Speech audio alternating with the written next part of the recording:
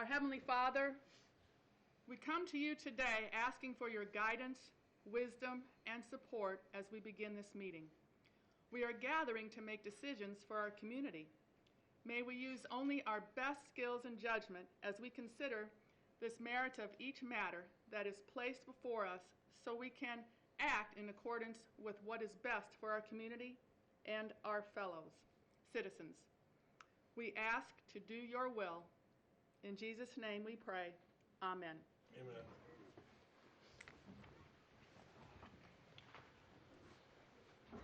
All right, first item, the opening reading of bids. There are none. Moving on to reports and requests. First item is the accounts payable docket on the Board of Commissioners. Is there a motion? Motion to approve the accounts payable docket. Second. Motion is second. All those in favor, please signify by saying aye. Aye. Opposed? Motion passes. Next, we have a special presentation. Mr. Thomas. Thank you, Commissioner Castelny. We want to thank and present a key to the county to Ms. Sue Mazares for her many years of faithful service to the county. Sue Mazares began her career with St. Joseph County on June 10th, 1993. Today's June 18th, so it's pretty close.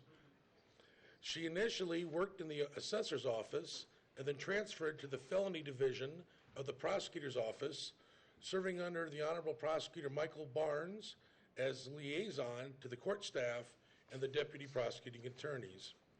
After 8 years of faithful service, she returned to the assessor's office and ultimately served under the Honorable John R. McNamara, St. Joe County Surveyor, the Drainage Board, and the Department of Infrastructure, Planning, and Growth, formerly known as Public Works. Confidently and competently for the last 15 years in various administrative roles. Throughout the changes and challenges within the departments, Sue has always been a constant source of information, and to her credit, she has always kept the office functioning in a smooth and efficient manner over the many years. Her ethic, integrity, loyalty, and professionalism will be greatly missed. Her diligent service and ability to actively listen to and care for the community, our taxpayers, in the county for over 26 years should not go unnoticed, as she is retiring from her position on June 20th, 2019. Upon this occasion of Sue's retirement, after 26 years of continued service to the residents of St. Joseph County, we are proud to present this key of the county in token of our sincere gratitude and best wishes for her future. Please come get a key, shake some hands.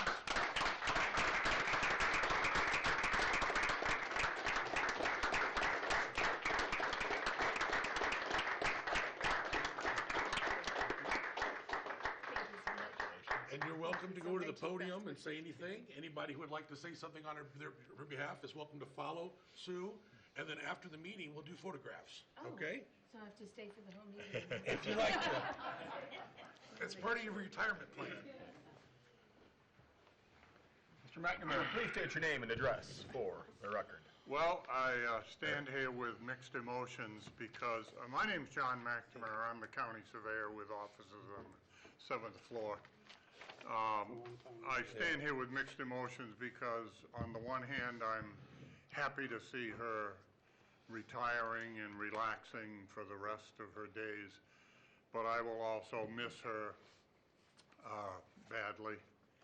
When I hired her, I told her I didn't want to mess with all the minutia of the office, that I would, this is where the buck stops, and I will answer all the tough questions, but I didn't want to mess with all the little stuff, and she has done all the little stuff and took care of me for all of these years, and I can't say that I can't do it without her, but it will be difficult and it will be an adjustment, and I wish her well.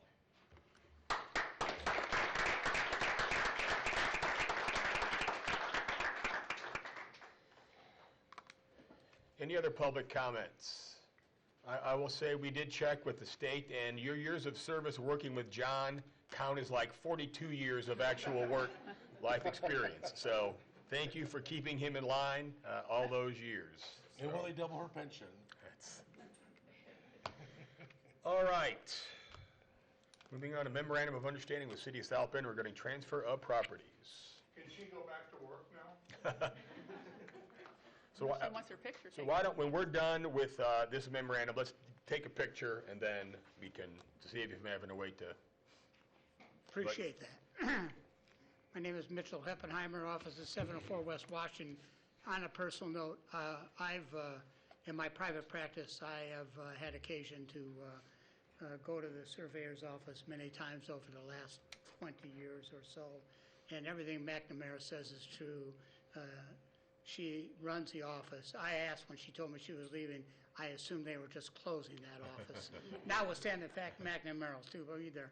And I asked him who's going to run this place, and he said he is, and I would strongly suggest the commissioner started that investigation.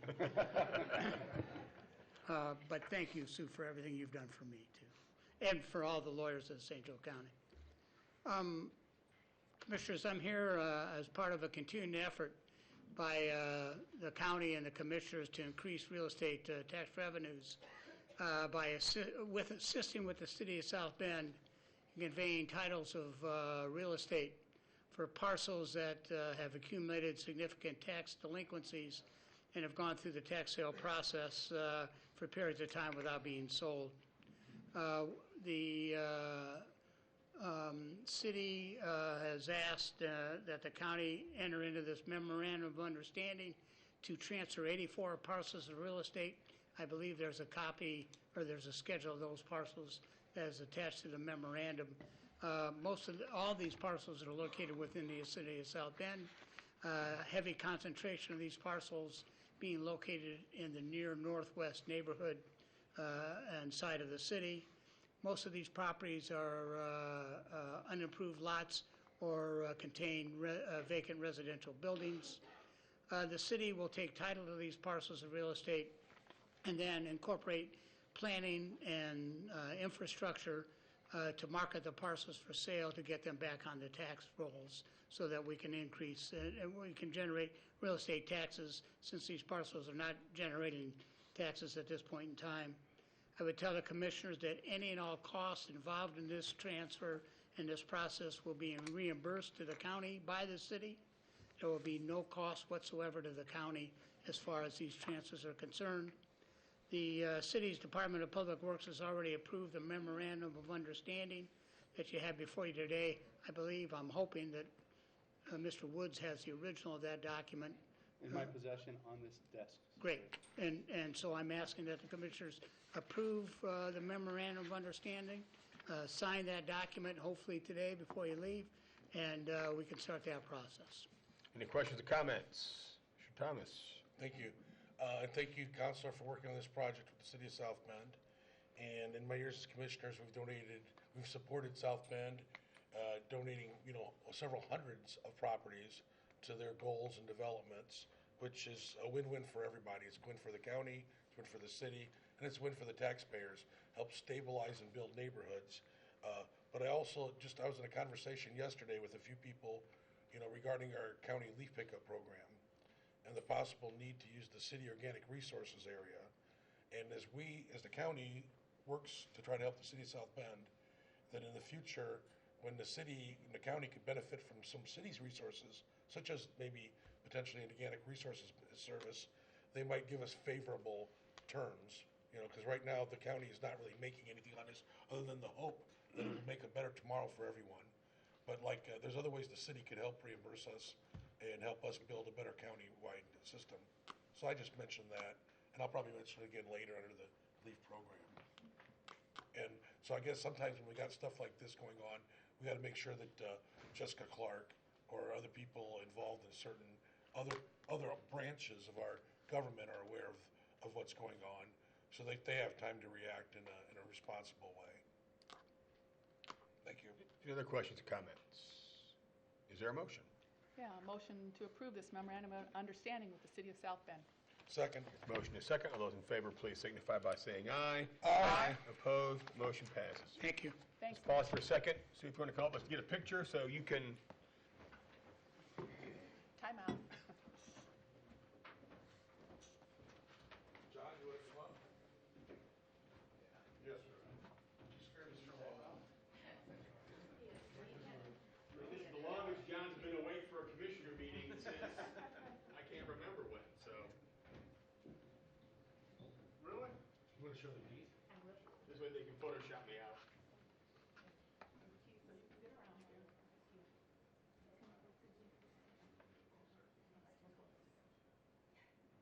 You got a wide angle?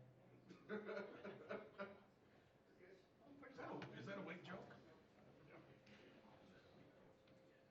That's not bad. Wonderful. Could we get an 8x10?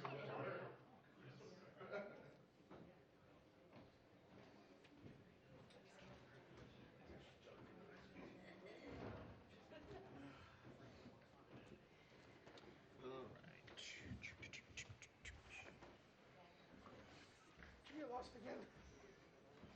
You need to tether me. Yes. All right, now moving on to bills passed by the St. Joseph County Council at a public hearing held on June 11, 2019. Council took the following action. Bill 4419 became Ordinance 4419, which is establishing salaries for the Juvenile Justice Center, that we could also have a combined comments on ordinance Bill 4519, which is Ordinance 4519, also setting salaries at the JJC. Any questions or comments regarding either of these items? Is there, Commissioner Yeah, Thomas? is there anybody from the JJC here? I called before the meeting, nobody responded, still nobody's responding? Okay. I guess, I had a few questions, because, Mr. Murphy, I'm going to ask you, because you were probably present at the council meeting. Just that 4419 seems to eliminate a position. And then 4519, they're adding a different position with a different salary amount. And I'm okay with both of those items and the different salary amount. But later, when we get to 5019, the omnibus bill, I'm worried about the math there. So. Which page? That's going to be later in 5019, an ordinance not discussed yet. Okay. But when we get to that math, I don't think there's enough appropriated in that omnibus bill. We can check that out. So I'm asking you to. Thank you. Thank you. So thank you, Commissioner. Any other questions or comments? Is there a motion? Motion to approve the ordinance number 44-19 and 45-19. Second. Motion is second. All those in favor, please signify by saying aye. Aye. Opposed? Motion passes. Then, Bill 4619 became Ordinance 4619, establishing salaries for the Health Department. Any questions or comments? Is there a motion? Motion to approve ordinance 46-19. Second. We have a motion and a second. All those in favor, please signify by saying aye. Aye. Opposed? Motion passes. And Bill 4219, Ordinance 4719, establishing salaries in the prosecutor's office. Any questions or comments? Actually, we can also do Bill 4319 and Ordinance 4819, both in the prosecutor's office. Any questions or comments? That's all grant money, so thank Yes, you it's for, grant Mr. Eisenhuber for qualifying for those grants. If there are no more questions or comments, is there a motion? Motion to approve ordinance 47-19 and 48-19. Second. Motion is second. All those in favor, please signify by saying aye. Aye. Opposed?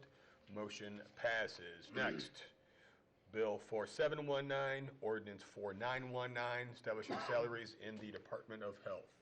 Any questions or comments? Same comment I made for Mr. Eisenhuber a moment ago.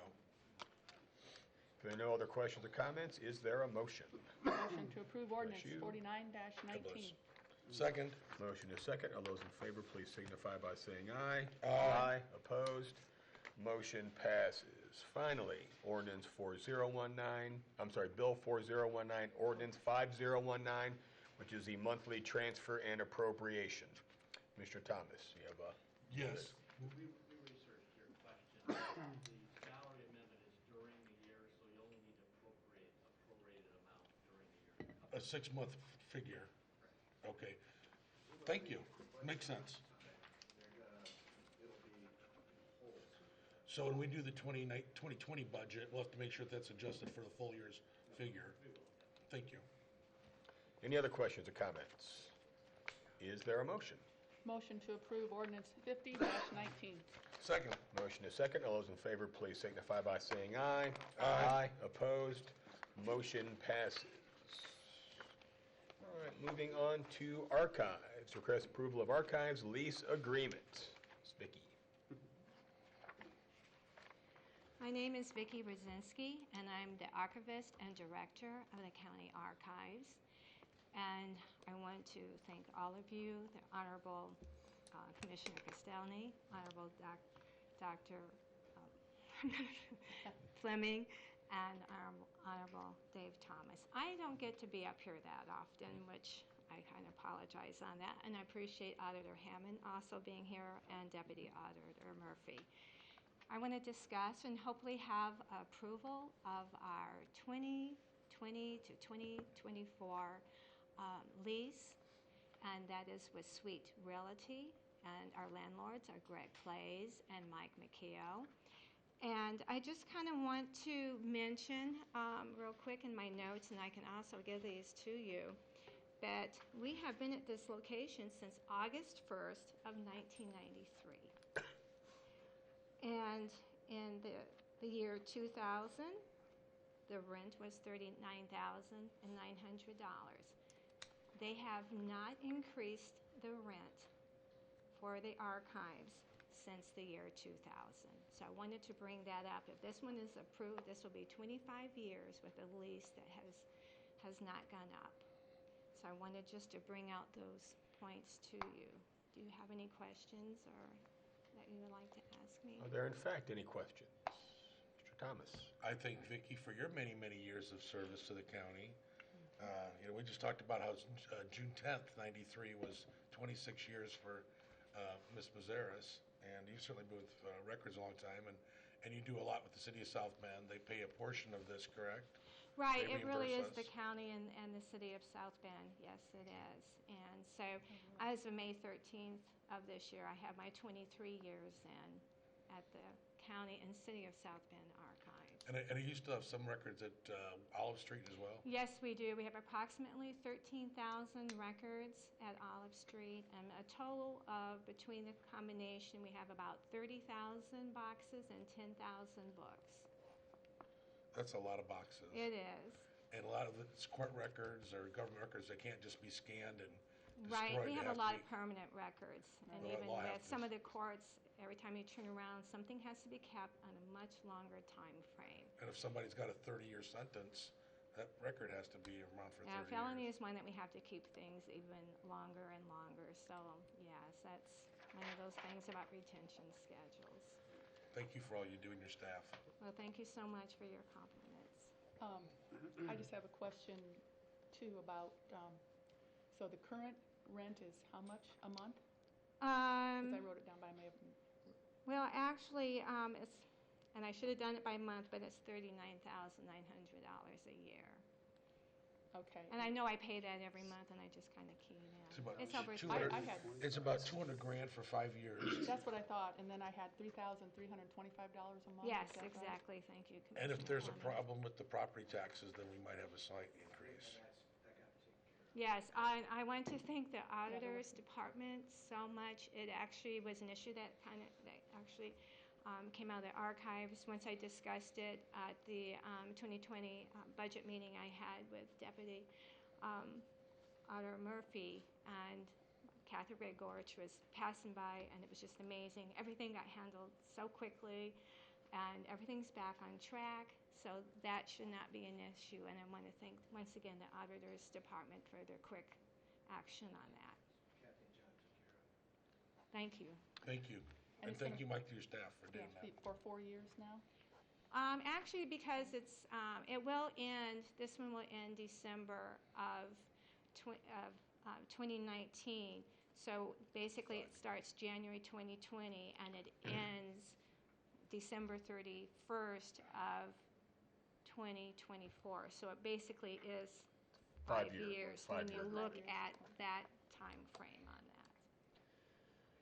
If there are no more questions or comments, is there a motion? A motion to approve the archives lease agreement? Second. Motion is second. All those in favor, please signify by saying aye. Aye. Opposed? Motion passes. Thank you, Back Vicki. to you, Vicki.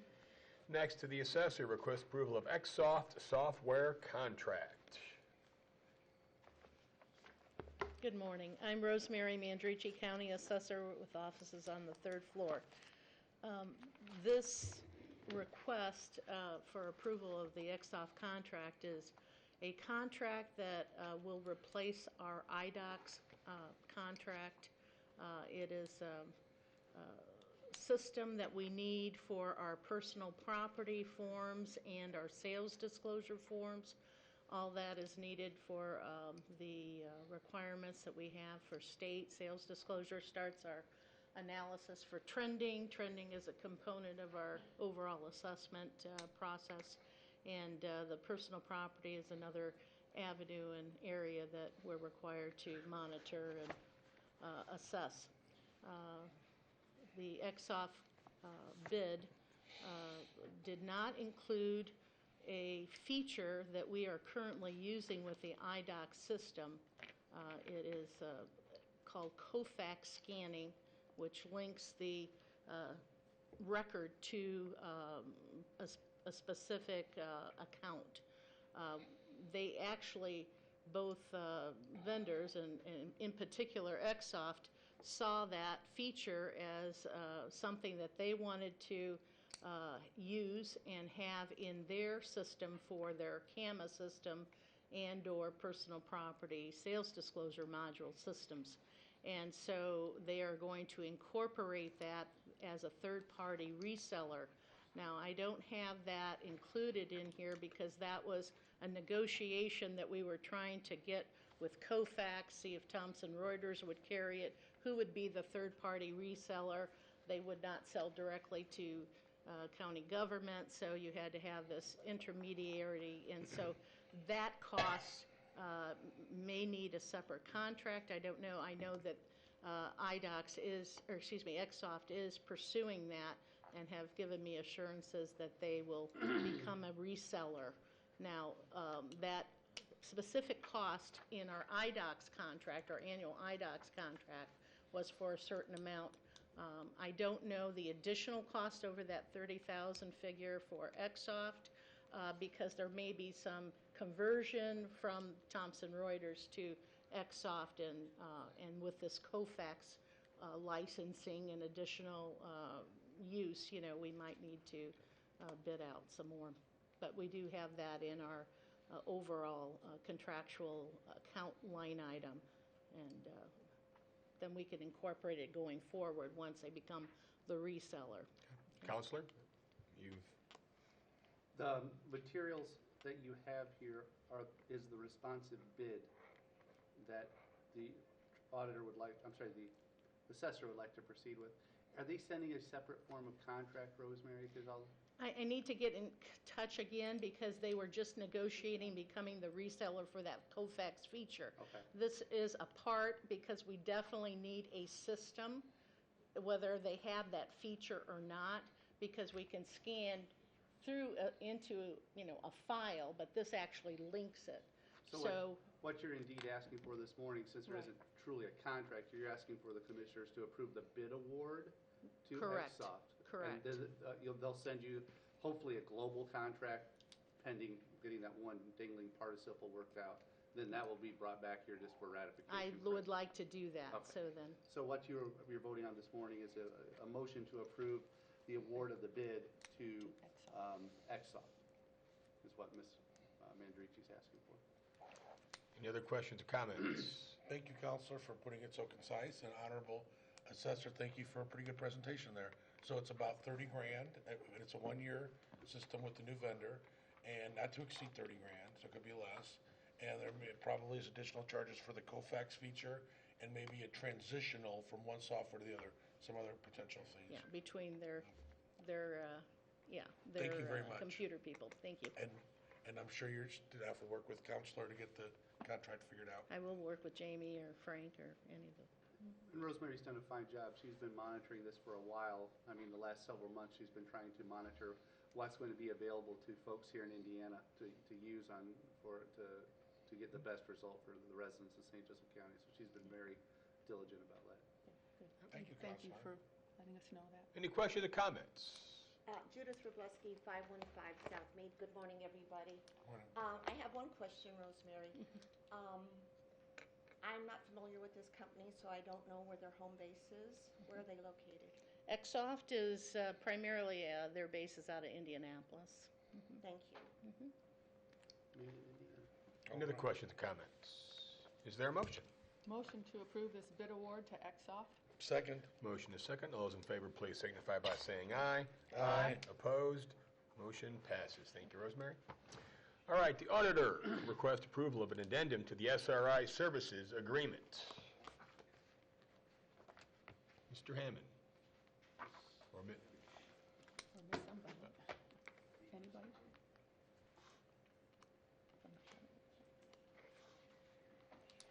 Good morning, Commissioners. My name is Patricia Henry. I'm with the I'm with the Auditor's Office. I'm the Property Tax Supervisor. As I outlined in my letter, we've been using SRI Services since 2006 to help conduct our tax sales. Since 2006, the fees have increased from $60. Over the course of the 13 years, they are now asking for an increase to $100 in their fees. This is a cost that gets passed on to either the tax sale purchaser or the tax sale, the owner of record who redeems their property once it's sold at tax sale. So the county will not incur any costs. So I'm asking for your approval. Mr. Thomas. I couldn't hear your name and address. Patricia Henry, Okay. 814 South Ironwood Drive. Okay.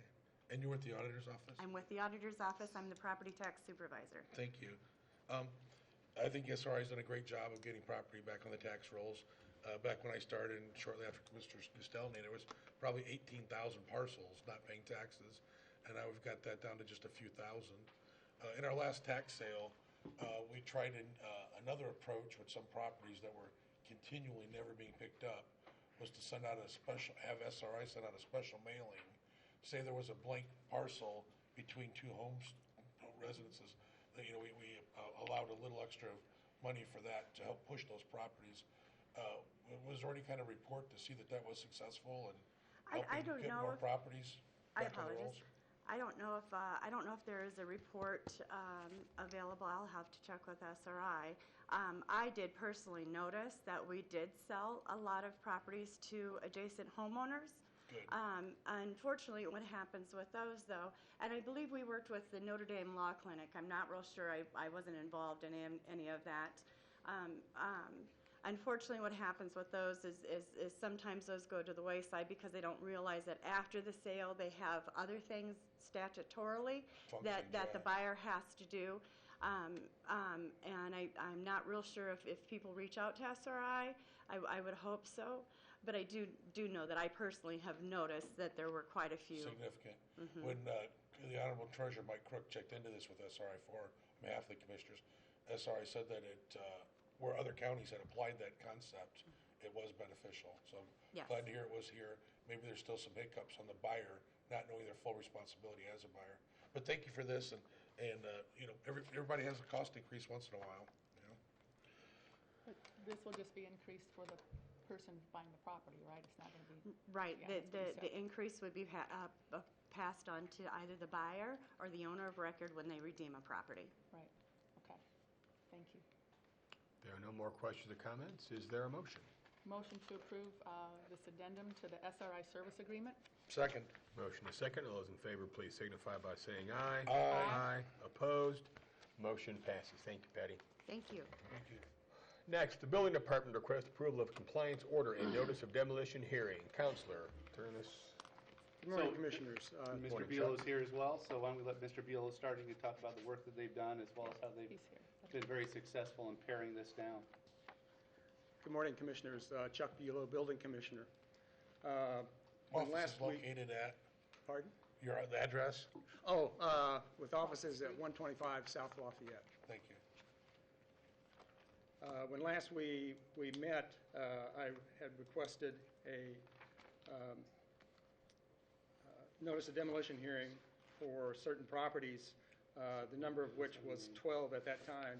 Since we last met, that number has been reduced to 9, 3 of which have been demolished or are in the process of being demolished. So of the remaining, we have the following addresses. 12409 Adams Road, 50430 Bittersweet, 18260 Chipstead, 18300 Eugene, 56150 Francis, 23441 Lawrence, 55629 Lexington, 55198 Pear, and 52263 Prescott. During the process of notifying the owners of these properties, we sent notices out via certified mail, and of the 9 listed here, we had 3 responses, 3 not yet responding, and 3 noted as undeliverable.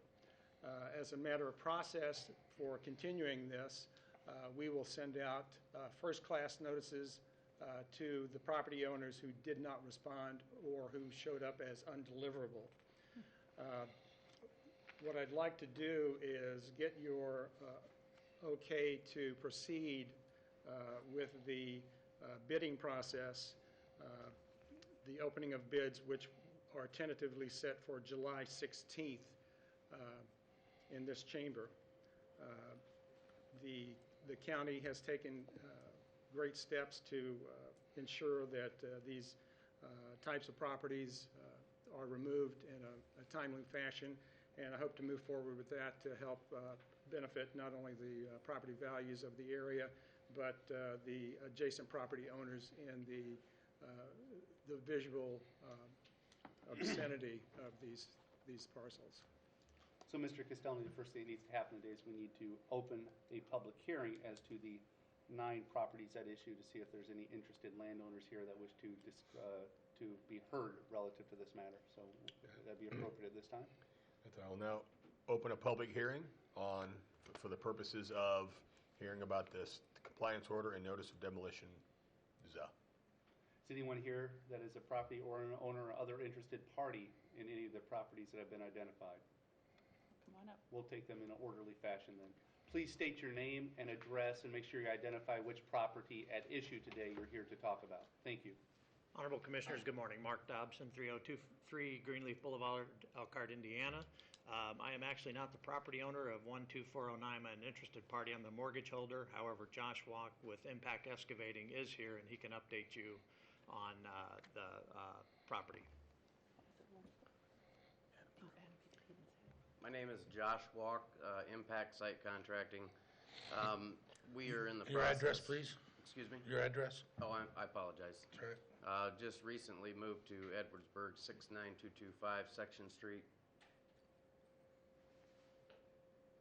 Edwardsburg, Michigan, 49112. I've been in the process of buying the property from Mark Dobson, and just recently we signed an agreement with a new buyer that is purchasing the property as of July 9th. So in about 22 days or so. So you plan on selling it on July 9th to another party? Correct. Okay.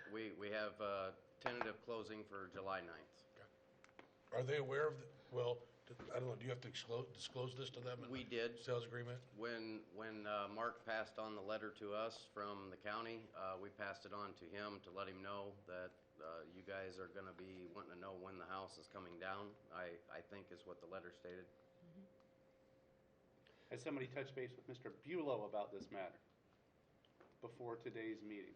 Chuck, have you heard anything about this before? No, this is the first. Okay. Are you willing to work with these people for a period of time to see if we can get this thing knocked down? Yes. Okay. And Mr. Buell, earlier when you read the 9 addresses, that was 3 less than was reported to us a month ago, correct? That's correct. Okay. So maybe we could put this and that out with the other 3, and you could give them 30 days or 60 days, and if they don't have something resolved in 60 days, we can bring this up again. Sure, we can work it that way. Give them 60 days. Sir, 60 days helps you? Should meet your needs? Yes, I think that's plenty of time to talk to the new buyer, see what direction he wants to go. Most likely, if he wants to get it torn down quickly, he's probably going to hire us to do it anyhow, Yeah, so. you said you've notified the buyer.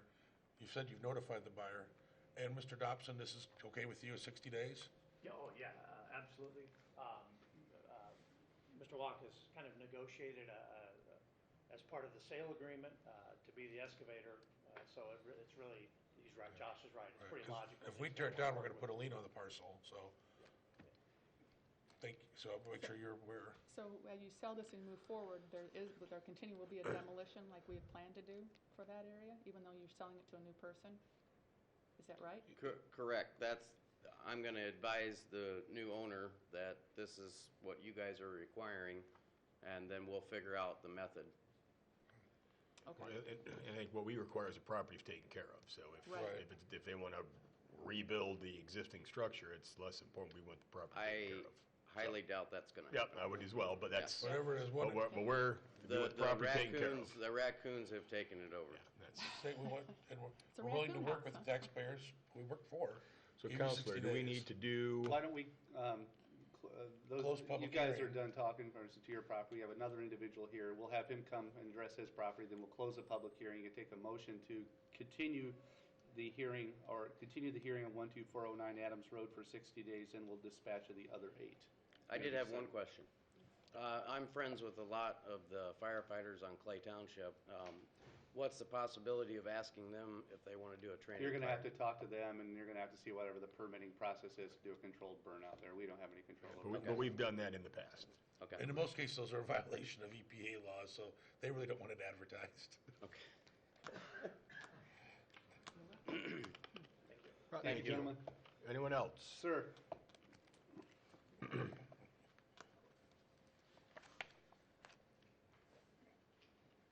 Good morning, Jeffrey Vance. My address is 56160 Francis Avenue. I'm the neighbor to the property at 56150 Francis Avenue. I'm here just to find out what the process is here to hopefully try to get this building taken down. It's been vacant basically for 20 years, off and on. The last 15 years, almost completely vacant. It's deteriorated. There's just a lot of issues with it. It's overgrown. There's just, knee-high grass. The bushes and stuff are above the roof. The bank's no longer taking care of it. It's overrun with animals. The soffits are falling out and full of animal feces. It's not securable. The door's open. We've had the police out, the kids in there messing around. The dry well in the drive is starting to cave in. The septic system is under the front drive, and the concrete is starting to fall in. There's a baseball-sized hole. You can actually see down into it. We've got a lot of kids that play around in there. The property was condemned in 2017, and we're just hoping to finally get something done with this. It's bad for our neighborhood. And I was curious, of the 3 that have been responded to, if that one was on the list, they have not responded? Okay, the 56150 Francis Avenue. Francis Avenue? Actually, the 56150 Francis was one of the properties that did respond. Okay, so that might make it easier. I know it's bank-owned. They're really doing nothing with it. It's a foreclosure and been condemned. We just want to really get it out of our neighborhood. That's our hope today, is to begin that process and continue the process to get it We done. hope so too. It's that's- been a long battle for us. My wife and I have been involved in this for at least 4 years. I know she's talked to Talked Mrs. to me Fleming, a lot, and yeah. yes, and I'm trying to push it, too. yeah, well, we appreciate that. So, sir, just for the record, you do not own the property, you live near the property, He's a neighbor. you're a neighbor, We are the and neighbor you'd right be next glad to see it tore down. Oh, absolutely. Thank you. Yes, thank you. We appreciate it. Thank you. Oh, and I do have a few pictures of the place if you'd be interested in them. Hopefully it won't be necessary. Okay, thank you. Is there anyone else that wishes to speak? On any property of the 9, Chuck, could you maybe go and discuss which property, either it's been responded to, no response, or returned, just so we get an idea of what the properties are? And maybe what responded means. Because Sure. 3 was responded and we moved them from the list, but then there's 3 responded we did not remove from the list. Right. First of all, our notifications are sent out certified mail with a response card attached to it. So when you receive the notification, you sign the response card, and that is Okay. mailed back to us. Okay. That's what we That's- consider a direct response. Okay. And of those that we received 3 that we received a direct response from, and they were 12409 Adams, 50430 Bittersweet, and 56150 Francis. Okay. We have not received a response card, nor have we heard anything or received anything from the post office regarding 52263 Prescott, 55198 Pear, or 18260 Chipstead. The following were returned undeliverable, and this happens when the post office attempts delivery and there's no response. Either the letter stays there or they just get no response back. And of those, the 3 with returned undeliverable were 18300 Eugene, 23441 Lawrence, and 55629 Lexington.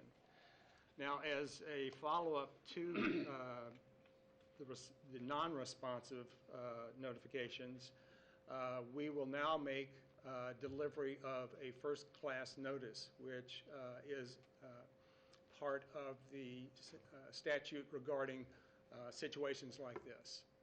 So we are following the letter of the law and doing our due diligence and making sure that we're legal. And that's where we are in terms of the notifications and certified letters. So, Well, Counselor, I think, No, I just have a question too about this before we move on. So the 3 that you responded are actually, they're going to moving forward with the demolition on that? Is that correct, what you heard back from them? I hope to move forward with all of the remainders that are qualified, which would be all except for the one that was previously addressed. So there would be 8 8 now. of them? so 2 of the ones that responded simply, we know they received the letter. That's all we know. Right, okay. So we're going to continue the Okay. process on those as well as the other. Yes, we're going to continue 8 as if they did or 6. respond, and we'll follow through. And then hopefully, by the time there is the advertising for bids, since that is a public notification, that is an additional notification. So hopefully we'll get some kind of response before the end of that process. I'd like to make a motion to close the public hearing. So moved. All those in Second. favor? Aye. Opposed? Thank you. Meeting is closed. So, Counselor, At this time, a motion to approve the order of compliance and determine that the 8 properties that remain are unsafe or otherwise statutorily non-compliant, and authorizing the building commissioner to proceed with receiving bid requests to be opened on July 16, 2019 would be appropriate. Then we'll deal with the Adams Road property. does that motion exist? So moved. Second. All those in favor? Aye. Opposed? Motion passes. A motion to continue the demolition hearing for 12409 Adams Road for a period of 60 days to be reset by the building commissioner would be appropriate. Does that motion exist? So moved. Second. All those in favor? Aye. Opposed? Motion passes. Thank you, Chuck. Thank you. One last thing, Mr. Bullock, because Bulow, sorry, Bulow. Where was I? Oh, yes, a few years ago, the state passed a new law, the state legislature, I believe it's called the Good Samaritan Law, that if somebody has an abandoned property next door, they can mow the grass, they can fix the windows, they can board up the windows, they can paint the doors, paint the windows, they could put a board up and paint it to look like a window with a flower, maybe even Whistler's mother sitting in there. So there's all these options under the Good Samaritan Law that people can address their neighborhood properties without being considered vandals or trespassers, correct? I'm not familiar with that particular law. Okay, well, maybe Yeah, check it for next time. generally, the locations I visit are well beyond any kind of fix-up. Yeah. You can check it for next time. Thank you. Want to move forward. Thank you, sir. Thank you. All right. Moving to Human Resources. First item, request approval of medical plan amendments 2019 and BAA. Good morning, Commissioners and Auditor. Kim Karkowitz, Human Resource Director, St. Joseph County, 7th floor of this building. The items that we have are the amendments for our medical plan for the 2019 year. These amendments are to clean up some of the negotiations that we put in with the ACO networks for this year. Some adding of the tiers. Instead of just an in-network and an out-of-network, we added the ACO networking too. Some also changes that we had found as we went through the plan was some wording regarding children, stating children in a plan that did not allow children, also noting that the children default as a preferred in our plan. So these are items that we have added to the plan to make sure that we have it accurate. Covered routine hearing exams. We do have some other items referenced on here. As far as some of the therapies, we had referenced instead of a dollar amount, the visits, and that ended up as we had the dollar amounts. If you divided that back out, it would equal the same visits, so there was no change. Most of this is housekeeping and just kind of tightening some things up that have already been enacted. Yes. Any questions or comments? Mr. Thomas? I think Kim and her staff are working on this with our consultants and getting this cleaned up. No other questions or comments? Is there a motion? Yeah, motion to approve the medical plan amendments. Second. Motion is second. All those in favor, please signify by saying aye. Aye. Opposed? Motion passes. Next, request approval of health insurance appeal number 12019. So in our health plan, we do have the option of having an appeal for an item that was maybe denied for some reason. That appeal process has gone through the TPA along with HR and the broker for us to put together the information to provide it to the commissioners to review. The information that we provide is just the information. It does not give employee's name or status in the county, so it can be referenced as just the merits of the actual appeal claim. In this claim, I know we had met in a posted executive session to review this appeal, and so I am asking for the commissioners to go through and either approve or deny the appeal itself. Is there a motion, Commissioner Thomas? Oh, I was going to say thank you, Kim, again, you and your staff for bringing this forward. And for those in the audience, you didn't hear any names, amounts, or any figures because as Kim, our Human Resource Director, announced, it's regarding a county employee's personal health issues. So that's all HIPAA protected. And this is one beautiful thing about county government is the right of justice of the employee. And this appeal process is a good example of it. No more questions or comments? Is there a motion? Yeah, motion to approve this health insurance appeal number 1-2019. Second. Motion is second. All those in favor, please signify by saying aye. Aye. Opposed? Motion passes. The appeal is granted. Thank you. I assume you'll let the employee know and take care of all the things that need to be taken care of. Excellent. All right, Department of Infrastructure Planning and Growth. First item is the consent agenda. I will note we have the St. Joseph County Special Olympics 4th Annual Rockin' River Music Fest and the 7th Annual Get Wet for a Bet Motorcycle Ride. Any questions or comments regarding any of these items? Is there a motion? Motion to approve this consent agenda. Second. Motion is second. All those in favor, please signify by saying aye. Aye. Opposed? Motion passes. Next, request approval of bid award for 2019 limited leaf pickup. Ms. Clark. Good morning, Jessica Clark, County Engineer with offices on the 4th, 7th, and 11th floor for the Department of Infrastructure Planning and Growth. Before you is a bid award recommendation and the subsequent contract for our 2019 limited leaf collection program for the unincorporated portions of St. Joseph County. We had a single bidder, St. Joe County Recycling LLC. The base bid amount is $1,195,000. It is similar to last year's program, as it is a limited two-pass program countywide. Legal counsel had reviewed the contract terms, and which outlines the responsibilities of each party. And at this time, we would recommend your approval and consideration of this matter. Just to note, the contract, similar to last year, does allow for the use of organic resources where we can haul leaves, especially in inclement weather type situations. Those costs are monies that the county will expend directly to organic resources, is not a pass-through through the agreement. So those are typically an additional cost. Also, if there is additional text alerts, resident communications that we would like to engage in, those come at additional costs. So those are respectively about $15,000, up to, not to exceed, an up to amount of $15,000 for communication-based type matters, and then about $55,000 up to, again, for if we haul to organic resources. Any questions or comments from the board? Mr. Thomas. Thank you. Thank you, Ms. Clark. You mentioned it a moment ago about the Southbound Organic Resources. Yes. I don't know if, were you in the room earlier in the meeting when I discussed it under the issue of Mr. Eppenheimer's Yes. land request for the city? So yeah, I was mentioning, we help the city a great deal, and it's great that we have interlocal agreements, work with our fellow governments. It's to everyone's best interest.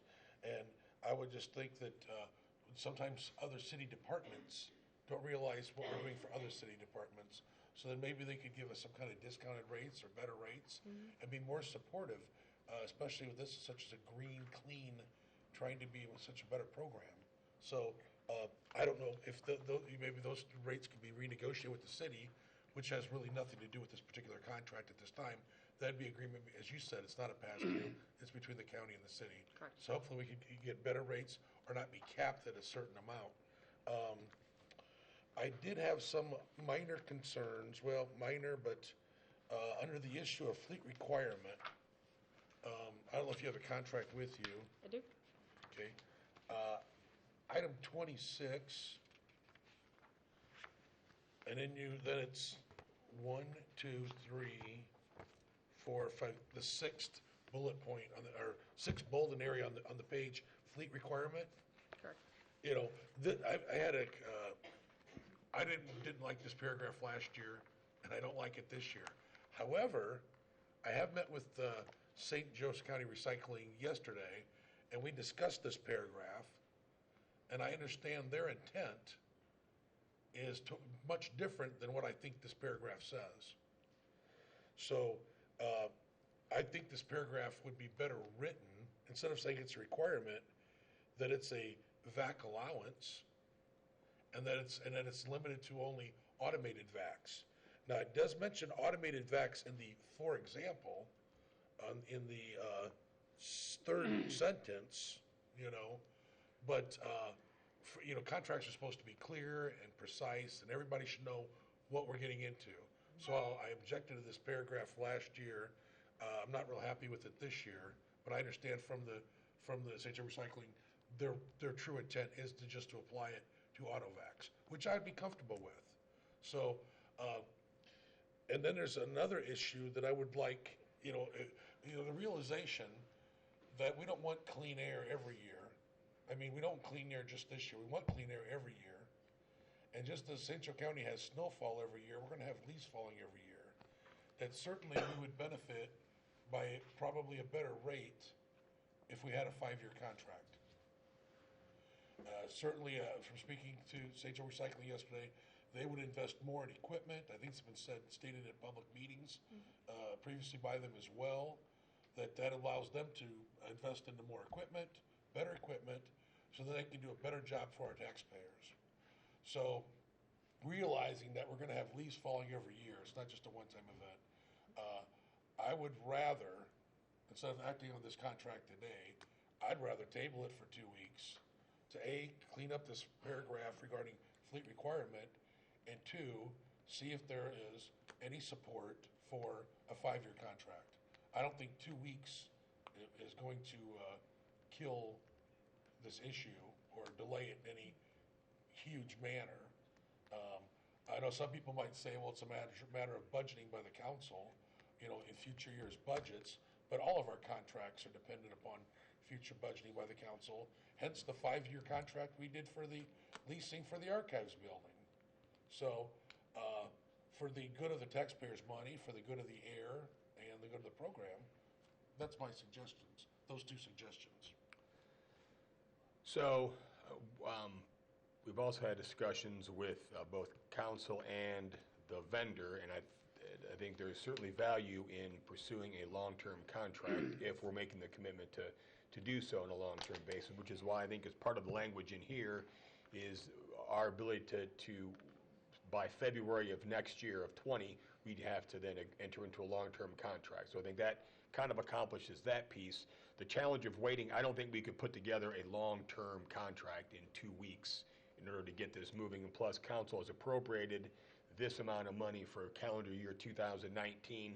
So we'd have to go back for an additional appropriation. So we wouldn't even know if the funding was available to do that moving forward. So I think while I don't disagree with if you want to clean up the language in fleet requirements in section 26, I think trying to enter into a long-term agreement at this point would be difficult to accomplish. And certainly our legal staff in negotiating the contract, we did provide the language, the necessary language in the contract that does give the commissioners the ability to extend this contract and renegotiate what those multi-year terms would be. As Commissioner Castelli just referred to, in February of 2020. However, this contract expires on December 31st, 2019. So we couldn't extend a contract that is already dead. So it seems every year there's this issue of leaves. We know the leaves are going to fall. I don't think it's that big of a walk or a leap or hurdle to just. I would bet Mr. Rose knows a figure for a 5-year contract. You know, I'm sure it's been presented before, which would, in theory, save money each year instead of having rising costs each year. And it's the recognition that we want clean air, and we do want some sort of partial leaf pickup program to benefit our citizens just as we plow snow. Council, my understanding is since it's in the contract that we can negotiate it through February, that would still be okay, even though it expires, right? I'm comfortable with So that. it's in the contract, so we can move forward with it, even though this particular contract would expire there as far as their plan, but we still have the ability to do that at least by February to negotiate for an extension. I would like an extension too, but I agree with Commissioner Castelli that we need to get this done so that it can be moved forward. If we wait too long, it might be too long and to get done on. So I'd like to move forward with this, and then we can move forward with negotiating it as well. So go Yes, if I could just chime in. I'm in 100% agreement with Commissioner Thomas on this whole concept of if you're going to have a leaf program, leaves are going to fall. There's absolutely no appetite of going backward. There's no desire in St. Joe County among our residents to have bring back burning. So if you're going to do it, let's just do it in a way in which it's most cost effective and efficient, and will save us more money over the long term. So I'm strongly in favor of a long-term contract, whether it's 5 or 10, whatever it is, so that the company can invest in the capital expenditures to make it more efficient. The difficulty with going that direction now is that we would have to go back to the county council for an additional appropriation. Let's say if looking at the numbers, if a 5-year contract sitting at 1.4 something or 1.6, we've only put in the budget $1.2 million. So it would require that extra step. And so I wish we had a long-term contract right now. I don't know that there's an appetite among the council to go with that additional appropriation. That's the only hesitation, Commissioner.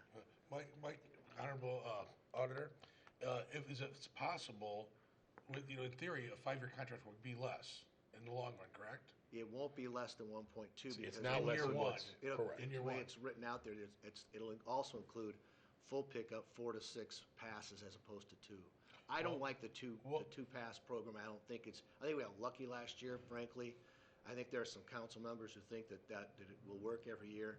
I think that they're vastly mistaken. That's why I want a longer term contract like you're talking about, which will have more passes. But I don't know that we'll be able to pull that off for this year. Could we possibly compromise, if people are willing to wait 2 weeks to fix the wording of fleet requirements, that should the vendor offer a 5-year plan that doesn't have a large increase in year 1, that we might consider it.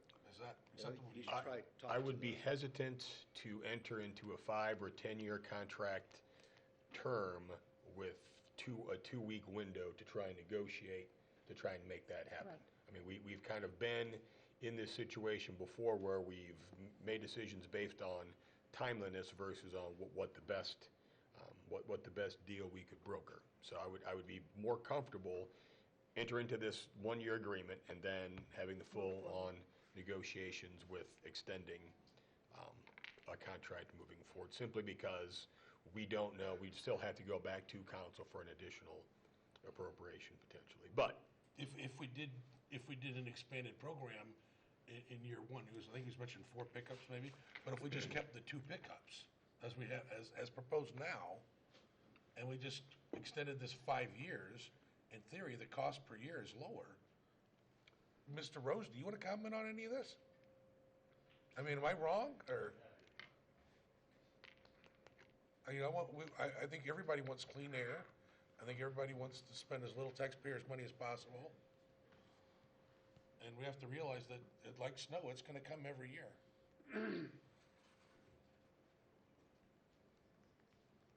please state your name and address for the record.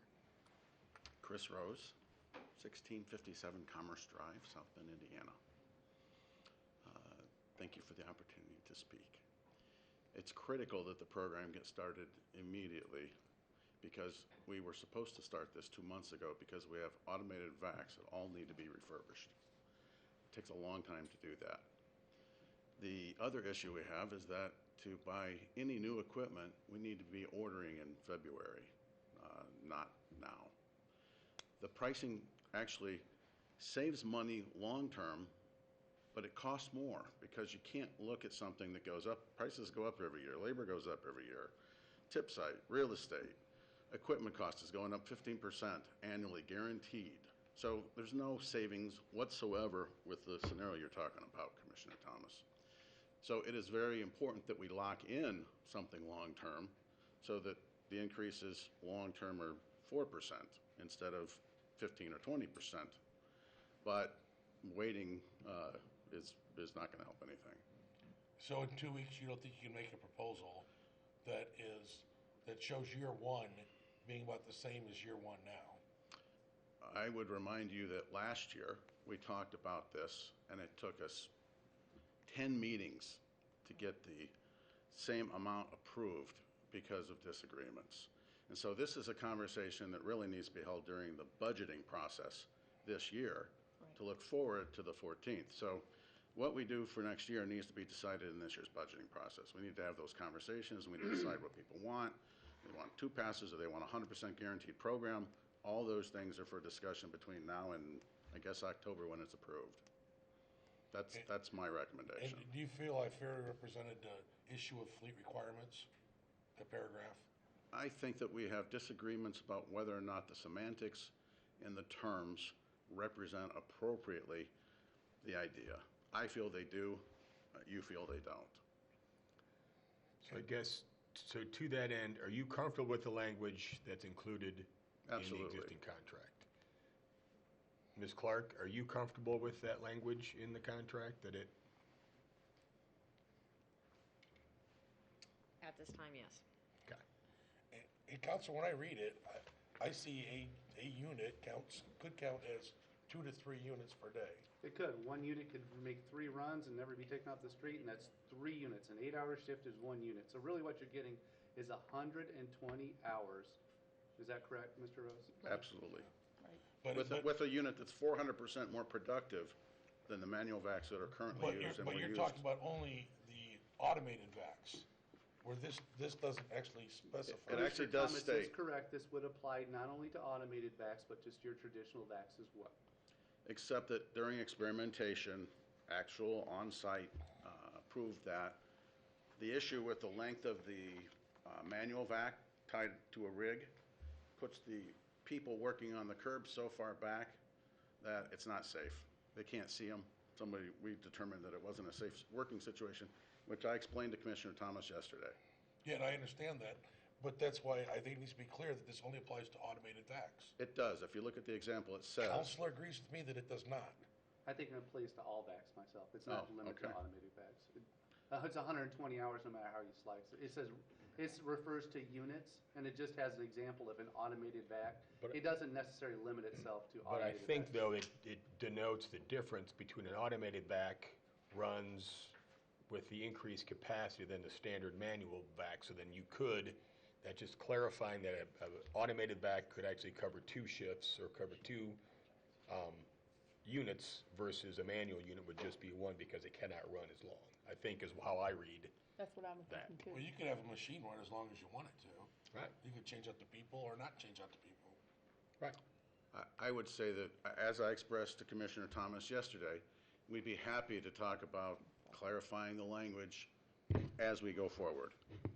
But if we've got both parties comfortable, are you uncomfortable, Counselor? I can tell you what the contract says in pragmatism and how it's going to be applied. If it's applied differently just based upon the technical limitations of the equipment, then it is what it is. But as read, it could be an automated vac or a normal vac. So I just, Either one, So yeah. would you like it changed? would I like it changed? Do you think it needs to be changed? If the intent is truly that it's going to be limited to automated vacs, then that's what it should say. So you could approve the agreement, and we can make that amendment. It adds 1 word or 2 words to the agreement. So. Comfortable? Important without delay. Okay. We're 2 months late getting stuff where it needs to go. All right, so, any other questions or comments from the board? I'd still, thank you, Counselor, and if there's an amendment to change the language, that's nice. I'd still like to see a 5-year contract. Okay. If there are no other questions or comments, are there any questions or comments from, please state your name and address for the record. Good morning again, Councilor and Commissioners. Judith Robleski, 515 South Mead. I'd like to know what percentage of leaves that are picked up by Mr. Rose's company go to organic resources in the city. I know of farmers that would love to have those leaves. So it's not only clean air, but it can augment organic matter in soil as mulch or incorporated and tilled in, but not deeply tilled in. So I'd like to know more about what happens to the leaves. Can anybody describe that? Maybe Mr. Rose again? So what I would recommend is, if we're always looking for places to take leaves, and we would prefer that no leaves go to organic resources, because then someone have to pay for that to happen. So I know we're always looking for tip sites and places who would accept the leaf product, so. Okay, one of the farmers that I know made an extreme effort to reach the company. This was when So the we can- program first started. So we can help facilitate that through the county, and we can then help those folks touch base. Oh, that's great. Yeah, go through the county, right. Okay, Yeah, yeah, I because can- why go all the way to organic resources if you got a farmer right where a subdivision that's close by? Yeah, and I would agree with what Mr. Costelli just stated.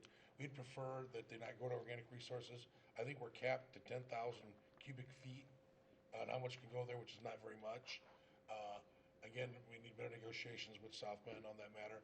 And unfortunately, a lot of farmers will not take leaves because they don't want the nitrogen in their soil.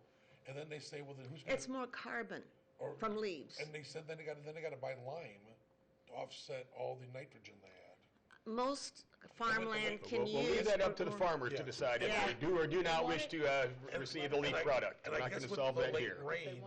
I guess the late rains, there's even going to be less of a desire. So anyway, to we'll make leaves. let them cross that bridge when they We come to should it. put out a request. So are there any other public comments or questions? All right. So Thank Counselor, you. we are awarding, A motion to award the contract with the amendment to the fleet requirements to make sure it's limited to automated vacs would be appropriate. if there are no more questions or comments from the board, does Clark, that? do you have a Oh. do you have a comment? Okay. I guess my interpretation of what that clause is, while I wasn't privy to the conversations that Commissioner Thomas and Mr. Rose had, part of the language behind that stipulation has to do with the number of pieces of equipment that are operating during the program. So I would argue they do still apply to both manual and automated vacs. I think that would be What good. the clause is referring to is that an automated vac may count more than a single manual unit. I believe that's the intent, or more of the intent of what that clause is trying to communicate. If there's a clearer way to say that, by There all will be. means, Yep. welcome to revising that language, Yep. but that's how I read what that requirement is trying to communicate. So we can make sure like it's, An automatic vac Result. allowance, not a requirement. so we have, I think, a motion still. So moved, yes. With amendment. Yep, the motion amendment. Mm-hmm. with the amendment. Second, we have a motion, a second. All those in favor, please signify by saying aye. Aye. Opposed? Aye. Motion passes 2-1. All right, next, request approval of bid award for RNS 91901 miscellaneous road resurfacing rehabilitation in various county subdivisions. Thank you. We have before you is a bid award recommendation. We opened and read aloud the bids for the miscellaneous resurfacing package on Tuesday, June 11th. We had two bidders, Reith Riley. Their base bid was $3,109,568.58. The selected alternate that we are recommending, their bid was $91,604.89. Walsh and Kelly, base bid was $3,753,000, and with the selected alternate, their bid is $3,721,750.80. We have a bid tabulation for your review, and at this time, we would recommend the board award the project to Reith Riley in the alternate amount of $3,091,604.89. And the funds for the project are in our various accounts, MVH, LRSA, LOHUT, potentially CETA as well. And then this contract also includes work that we partner with PHM on, and their items total approximately $720,000, of which they will reimburse the county the full amount of the work scope. Questions or comments? Well, thank you, Ms. Clark, for a continued partnership. We do a very good job of working with smaller municipalities and some of the school corporations to help leverage our pricing and in order for them to get work done more quickly and inexpensively. Thomas. Likewise, I'm glad that we're helping PHM, and we've worked well in the past with them as materials. Reith Riley, they was awarded a large contract just last month, weren't they? Correct. Do you think they have the capacity to complete both jobs in a timely manner this summer? Their pre-qualification with NDOT would reflect that they do, yes. Okay.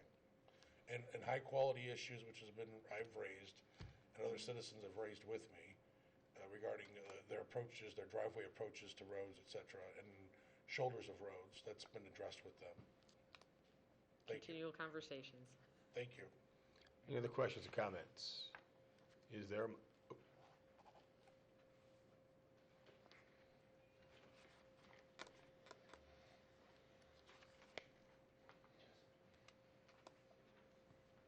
Please state your name and address. My name is Catherine Enders. I live at 23037 West Grove Street. I prefer to call it Road. I've been there for 8 years. I lived in the area throughout most of my life. And Grove Road has not been paved since I think it was originally paved. They keep patching and batching, patching and batching.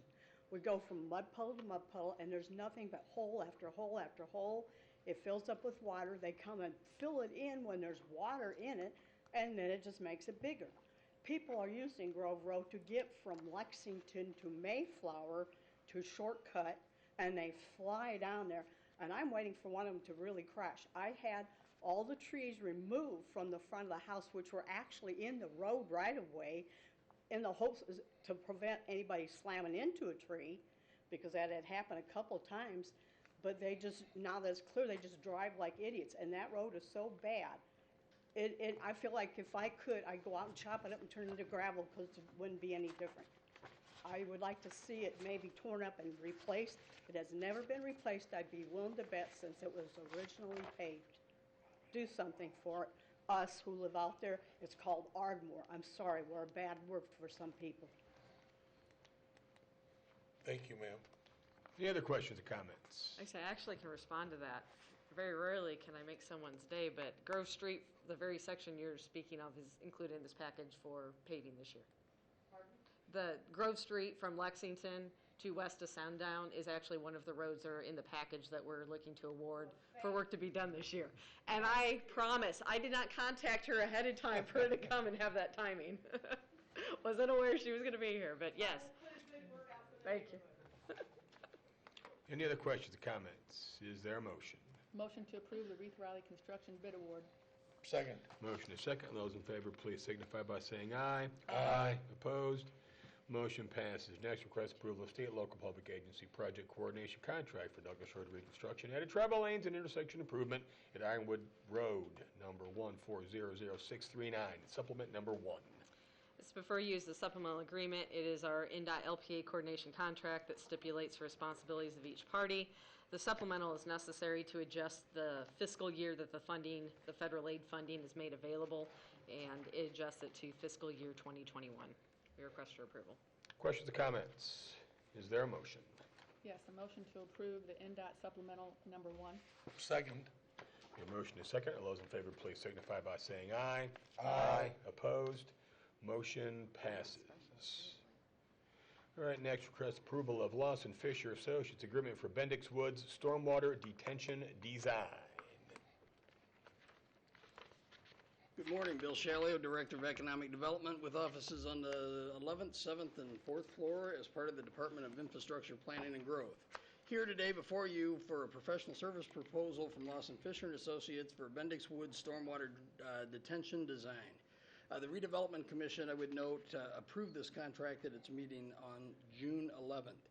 The purpose of this proposal is to do a partnership project between Bendix Woods County Park and Navistar Proving Grounds to work on a drainage issue that exists at the northern property line of Navistar. I guess it would be the western property line of Navistar, the eastern property line of Bendix Woods. As you have a generally flat, level piece of property at Navistar in this area, at a very hilly property to the west in Bendix Woods, water comes from the hills and ends up flooding along the property line and flooding into the Bendix Woods or into the Navistar Proving Grounds area. The proposal before you today would create a series of structures and retention and detention areas to drain water from the low-lying areas of Bendix Woods into the Navistar property and then across into the Rogers Clark ditch. We do have a drawing if we could pass that out real quick. For those of you that haven't seen it, I would say that I'm here with Jared Huss from Lawson Fisher and Associates. If there's any questions for he during his presentation, for him. God, grammar's falling. All right, color. I've seen it. Thank you. Was that the redevelopment? And we, I know at redevelopment, Evie was there from the Parks Department and was in favor of the project and was appreciative of the conversations that took place in order for us to get to where the project is. We've come a long way in the preliminary design. We had a contract with Lawson Fisher to do some preliminary design. This is a very coordinated project with Parks. The opportunity to really do some conservation projects within the park site, really do some enhancements in their prairie area as well as the parking areas that they have adjacent to the main building. So there's some opportunities to make some very significant improvements on their site as well as then ultimately fix some drainage issues on the Navistar site. So the proposal before you today, $99,800. This will do the full designs, plans and specs and all the permitting pre-approvals to get us to a point to put it out to construction. We'd hope to be out to construction yet this year, potentially. I hope so. Any questions, I'd be happy to answer them. Are there in fact any questions? Mr. Thomas? Thank you. Mr. Shalio? Yes. Good morning. Good morning. I'm not saying I'm against this project, even though it is in that zone that it seems to get too much attention from this county. What, Bendix Woods? Pardon? Bendix Woods area? No, the area around New Carlisle. Oh, okay. And Navistar. But I've had some citizens call me, okay, and tell me that the reason there's a flooding problem here is because Navistar built a parking lot where there used to be a retention pond. So is there any truth to that? That they created this problem? So I'm not sure if there's we've actually looked through the past aerials. We have aerials that go all the way back to 1965. cannot see that there was necessarily any retention areas in there. There might have been some swales, there might have been some lower areas. But again, prior to 1966, all of this was one property. And so, Studebaker Corporation, ultimately the Bendix Corporation, could control all the drainage and all the site work on their site. There have been parking lots, there have been some buildings built along that western property line that have somewhat exacerbated this, but there is a major structure that is connected to the piping network through Bendix Woods, actually sits on Navistar's property, and when it discharges and overflows, it does overflow. So it is Bendix Woods water directly pumped into a structure that sits on Navistar's property. And because it is Bendix Woods water, and because there is some gray area, because it used to be one big parcel, I'll support the plan. Fantastic. And be that way to help the parks and the Navistar project, and nobody should be stuck receiving someone else's water. It's a fundamental concept in our state. In your second paragraph, you mentioned the 1920s, the Studebaker Corporation built yada, yada, yada. But I think if you go back a little further, you'll see originally this was Singer Woods. Okay. That the Singer Corporation had been chopping down woods for their wooden cabinets, their old Singer machines. And then they preserved the last forest on the hill. And then when they moved out of town, they gave it to Bendix, who then gave it to the Studebaker family. I was unaware of that history. That's fantastic. The history, to add to the conversation. Yeah, it's a beautiful, people don't even realize Singer was here and employed, I don't know, 5, 10, 20,000 people. And there's still some of those industrial sites still the city's dealing with, like in where the Marycrest building is. That's the last surviving Singer building. That's correct. And that whole triangle there is right now still uses the old 1900 water pipes and electric systems, and it's kind of awkward that there's so many businesses dependent upon that infrastructure. But that's another story for the city to fix. So thank you for your answer, sir. Any other questions or comments? Line them up, please. Please state your name and address for the record. My name is Jennifer Betts. My address is 23150 Roosevelt Road. I appreciate that Lawson Fisher Associates provided us with a map. And I know on the map it says that St. Joseph County, Indiana, the Nesbejani ditch relocation. Now, the last time I was at a drainage board meeting, they had informed us that nothing had been brought to them about the actual moving of the Nesbejani ditch relocation. So I'm just wondering about transparency. Why does the map say Nesbejani ditch relocation? Thank you. If I may, that was because we were also working on Name the and address. Jared Huss, Lawson Fisher Associates, 525 West Washington Avenue, South Bend, Indiana, 46601. That is a mistake on my part. While we are the firm that was also working on the Nesbejani ditch project, that was a piece of, we took that template, as we often do, to not recreate templates, and copy that over to put that map on there. So that's wholly a mistake on my part, so sorry for any confusion that created. So. Thank you. Thank you. Thank you. And I believe that Lawson Fisher did make a representation to the Drainage Board in May of last year. I don't know if you were with Sky at the time when he was there. I was, and we did. Okay. Yeah, so they did make a presentation regarding the ditch relocation. Thank you. Thank you again. Judith Robleski, 515 South Mead. I'm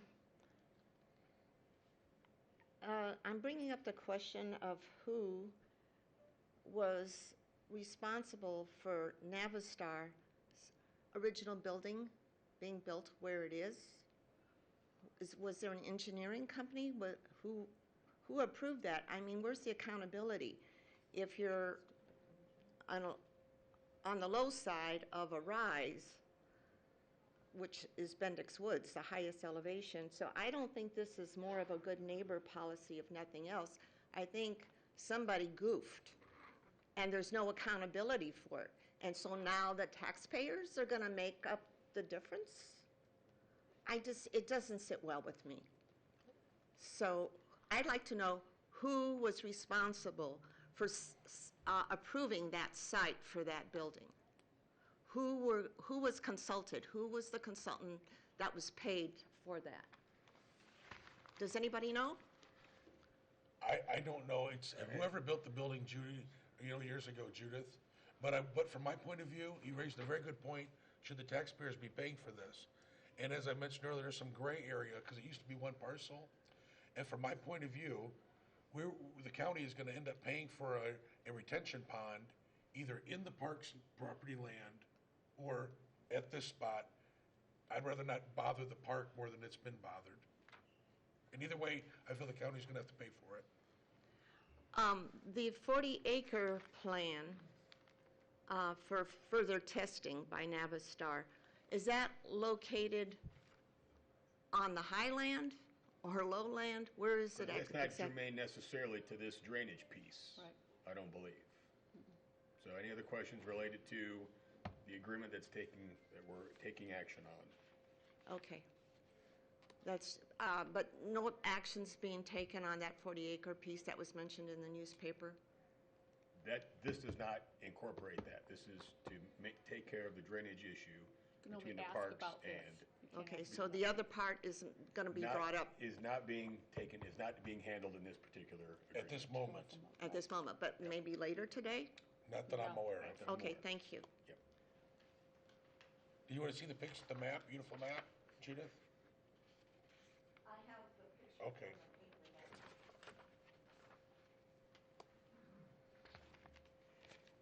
My name is Bob Humbarger, 29987 Hurd Road, New Carlisle, and all I got is a picture in the newspaper. First thing I would like to say is I don't, since we're here repetitively, I want it known that I'm not in opposition to Navistar growing their business. I live close by, and they've never been a problem. I don't anticipate them being a problem as long as they are not eating up more farm ground. But what I can't understand is why it should be the county's responsibility to spend tax dollars for their drainage issues. And it is their drainage issues. Bendix Woods was there when Navistar took over from Bendix. And to my knowledge, the water runoff drainage patterns were there before, and they're there now. My business is too small to have such a issue, but if it was my business there instead of Navistar, if I owned that property downslope from Bendix Woods, it would be a cold day in hell before I could expect St. Joe County would help me with the water drainage problem. And also, it is my understanding that TIF money is tax money. It just can't be spent in any place except in the TIF area. But that's money that doesn't go to the school system or the libraries or the county roads or other government necessities. And I don't think TIF money should be spent for issues that are basically, I feel, are corporate welfare. Thank you very much. Thank you. Thank you. I guess my comment to that would be, please, you do need you would not have to ask if actions that the county was taking would negatively impact your property. We would make sure that we got that squared away, so you did not have to ask. Please state your name and address for the record. Marv Podemski. I live at 28250 US 20. I've lived in this area my whole life. My dad worked out there at Bendix Woods for years and years and years before it even was a park. He started developing the park. On many opportunity, we drove around that racetrack out there. Have any of you been around the racetrack? You know what's on the inside of that racetrack? Grass. It's swamp. Swamp. Why can't they put the retention in there? Don't even put it in the Nesbit ditch. Just let it go, just dig a hole out there and just let it go there. There's enough water in that ditch already. We don't need any more water in that ditch. Those fields are saturated almost year round. This year it's terrible. And looking at that map and what I can remember, it wouldn't take that much to put a culvert in to the center of that racetrack. It's a 2.5-mile racetrack. Anybody know that? Probably very few people know that. Dump the water out there. Thank you. Thank you, sir. Any other questions or comments? Is there a motion? Motion to approve the Lawson Fisher Associates agreement for Bendix Woods stormwater detention design. Second. We have motion and second. All those in favor, please signify by saying aye. Aye. Opposed? Motion passes. All right, next up, we have request approval of Lockmuller Group Amendment Number 1 for the Indiana Enterprise Center. Mr. Bill.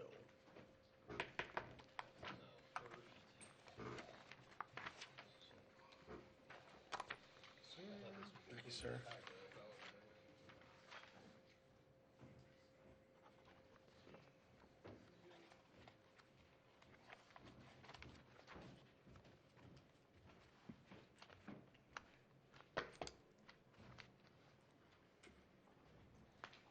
Good morning. Before you today is a proposal, it's amendment number 1 to the Lockmuller Group proposal that was approved as part of the Project One Ring project, which ultimately became the Indiana Enterprise Center back in 2017.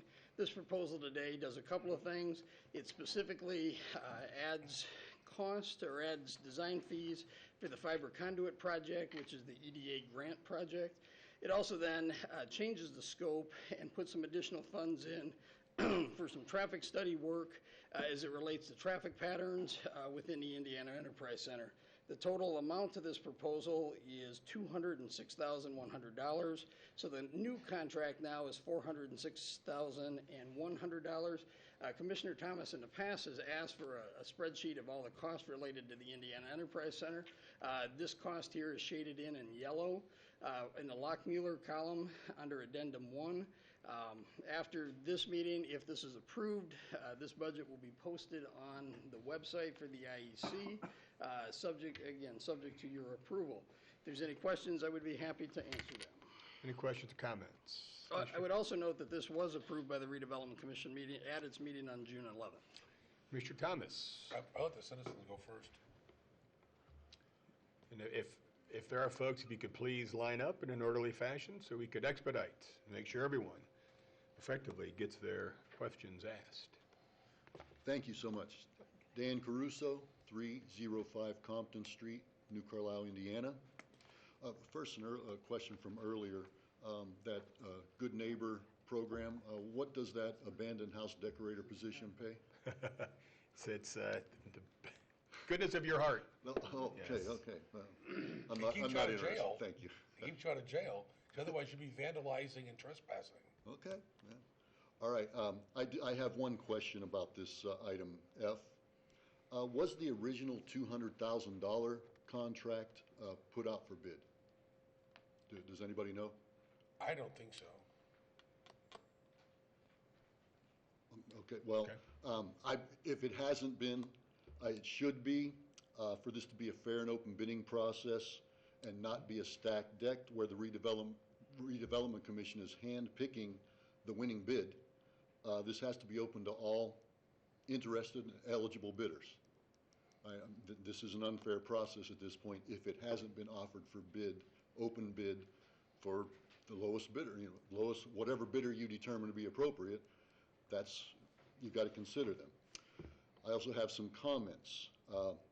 The amendment to add a traffic study at the cost of $206,100, it more than doubles the original cost of this, and it is not being done by a fair, transparent bidding process. The original contract was to design and prepare contract documents for fiber optic conduit, and it's about as connected to this amendment as a goldfish is to a bicycle. There's no reasoning, no connection between the two. Recent traffic studies paid for by the county dollars have gone nowhere, and I'm not talking about the tavern in Saugony Lake. Something that does need to be studied and paid for by the state of Indiana, owners and operators of State Road 2, is the intersection of State Road 2 and Larison Strawberry Road. due to the numerous accidents at that intersection, some of them fatal. I wonder if I'm not alone, and I'm not alone, how many more non-related amendments will double this contract in the future? Thank you. Can I comment on something? Just Sure. I'm not comment on propriety of what makes sense or doesn't, but as to legality, professional services such as engineering services, design professional services, financial advisory service, investment services, legal services, governmental units can select which contractor it wants to engage based upon their experience, their history of working with them, what's the best fit for their project. So you don't have to hire necessarily bid all these projects, just like you don't have to bid which attorney's best because you know. So. But we do bid some, right? You certainly do. And so it's probably confuses people that we bid some engineering, but we don't bid other. It's just, shouldn't there be consistency in the whole transparency thing? Yeah, I just was saying that there was maybe a question about legality of what you're doing today, but it is perfectly. He's raised some good points, though. Hello, my name is Jennifer Betts. I live at 23150 Roosevelt Road. Could I just ask people to stand up if they're concerned about the Indiana Enterprise Center? Pretty good showing for 10 a.m. on a work day. Thank you. I'm quite concerned about the addition of $200,000 or to this $206,000 for this proposal. One, the county continues to proceed with spending millions of dollars on the Indiana Enterprise Center, the 22,000-acre mega industrial complex, despite a lot of community opposition. The last time the county held a public meeting on this was June 21st, 2018, almost a year ago. You have put money within a TIF district so that it can't be spent on other uses. You're proposing $200,000, even though that's what I read in the newspaper, a letter from Commissioner Castelny and County Council President Raphael Morton. That is what the county found to pay for lead poisoning this year. You're going to spend that much on a traffic study proposal?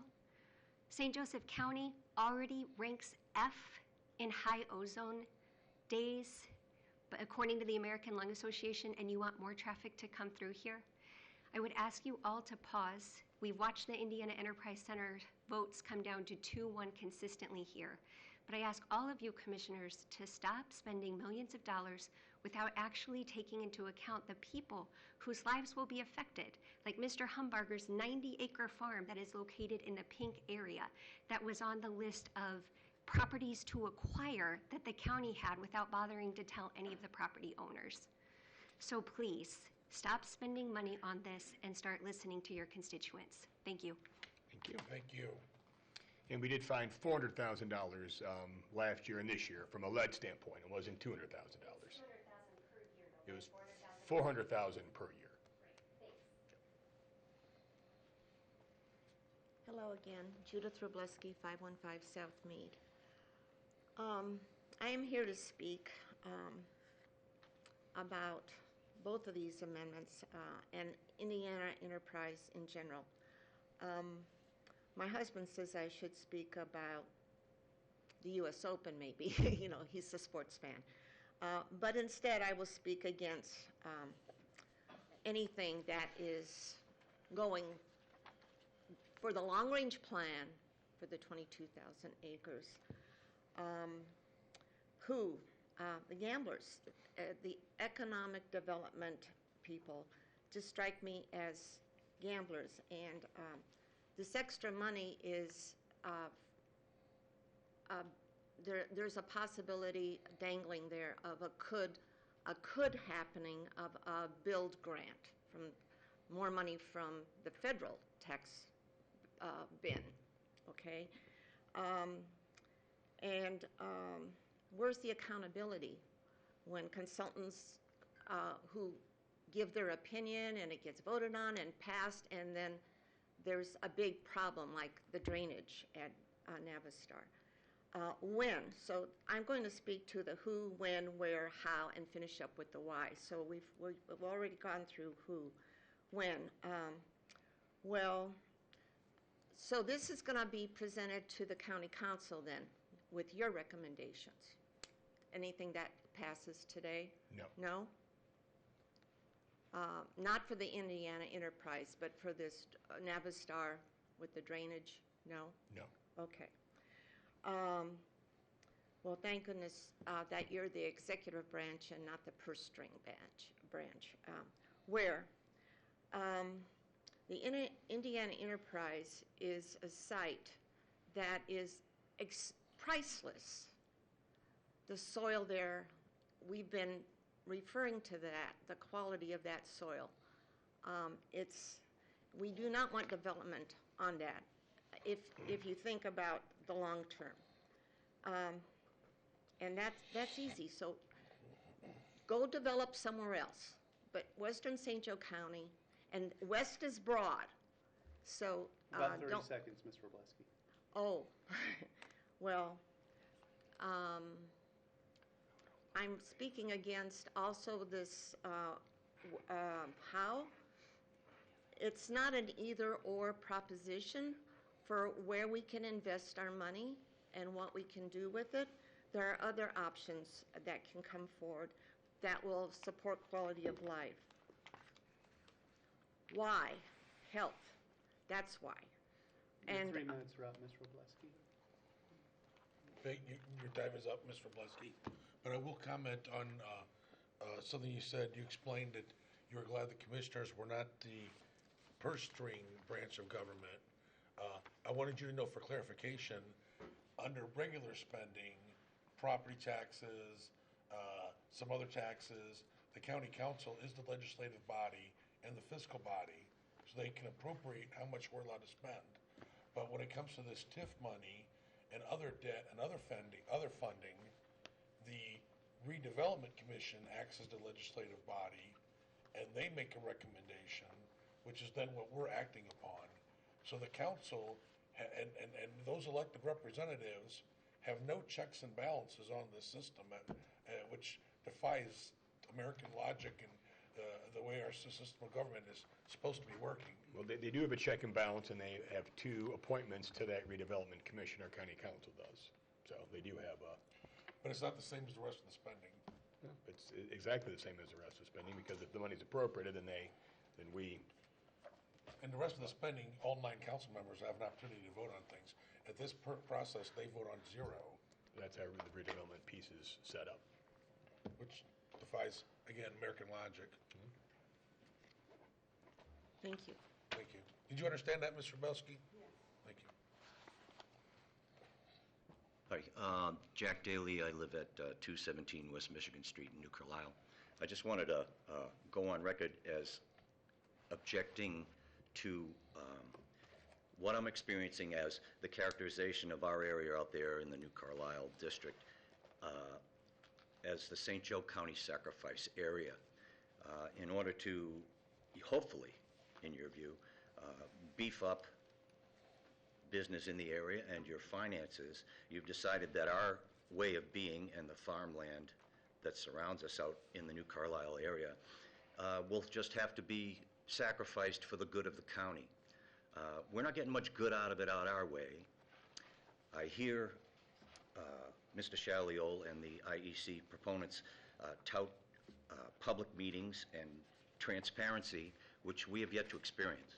1 meeting in a year is not exactly a cluster of public meetings. The public meetings that I have attended, the public meeting, let's say in June, was engineers an attempt to break the crowd up and bust up into little sections according to what were recognized topics. And yet everybody that I knew at that meeting was interested in the answers to all of those topics.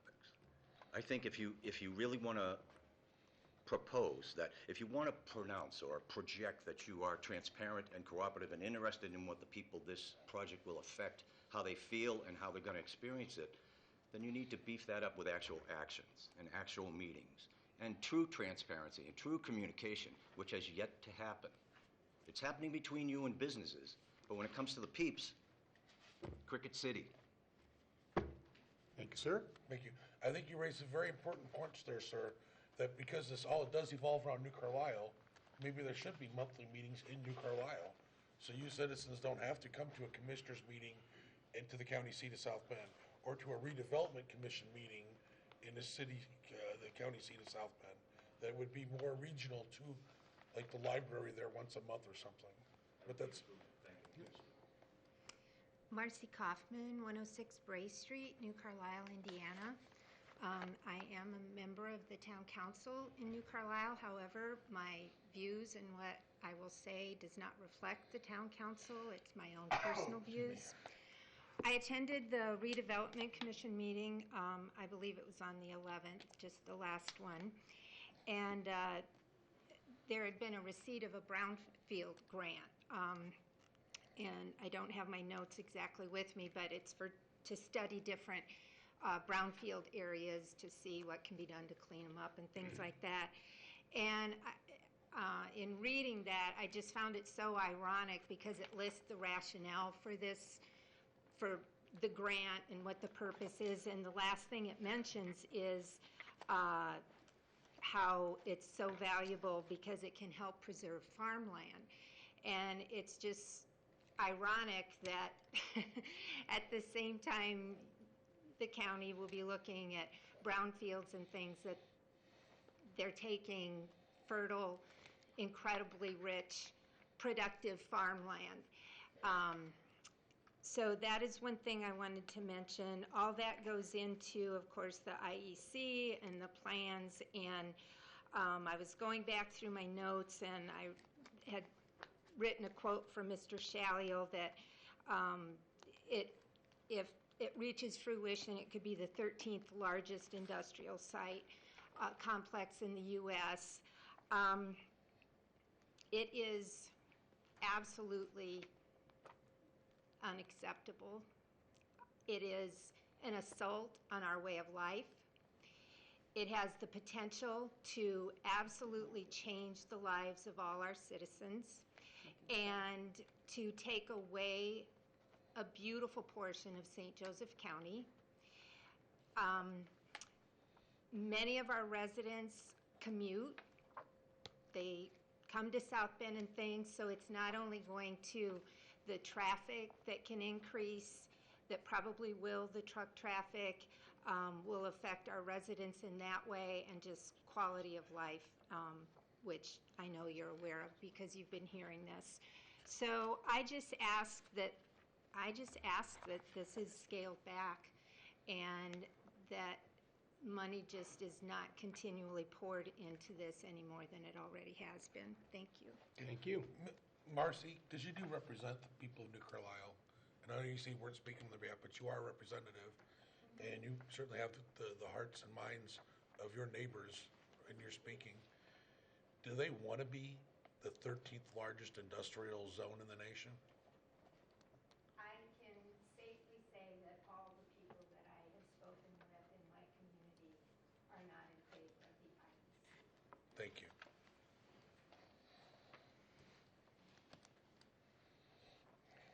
Again, this is Bob Humbarger, 29987 Herd Road, New Carlisle, and that's in Olive Township.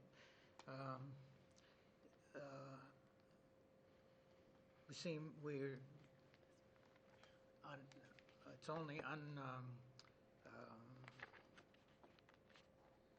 partially related to the fiber optic and traffic study. It's an amount of transparency. And I want to talk about the 2002 St. Joseph County Land Use Plan when it was adopted. Sir, did you say language plan? No, land use. Land use, 2002 land use plan, thank you. Circa 2002, I'm not sure, don't have a date on it. But there is a St. Joe County Land Use Plan. And to develop that plan, they had 12 public meetings, 7 focus groups, and after each presentation, the attendees were then broken up into small groups for their input. And plus, there was public electronic participation and a series of public meetings as the plan was being written. So the plan developed transparently with the public making it. Basically, none of that is being done for the NIEC plan. Yes, you had one public meeting, but there was no opportunity at that meeting for public input. And except for coming to council meetings and the redevelopment commission meetings, there's no public input involved here. The result of the 2002 land use plan, which is still in effect, if I understand, is a list. After all going through the thing, it lists at the end 6 guiding principles for the county. And agricultural preservation was number 1. And I just wonder what happened to that. Thank you, sir. Anyone else want to speak on this specific topic?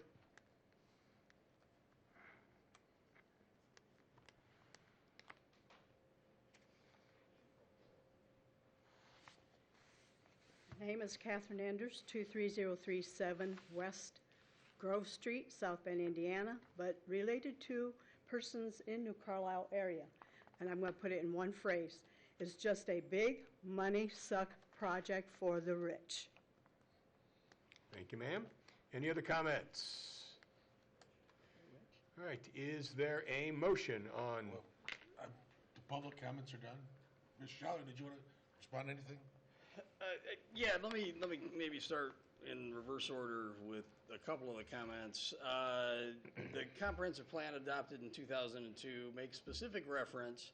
I don't remember the page number off the top of my head, but on the comprehensive plan, in the comprehensive plan maps, it shows that a high format, high industrial development area should be considered in the area between State Road 2 and US 20 as a designated zone. That would be where IonTech, IonCoat, Unifrax, Energy Center, Tejas, all of those businesses are located.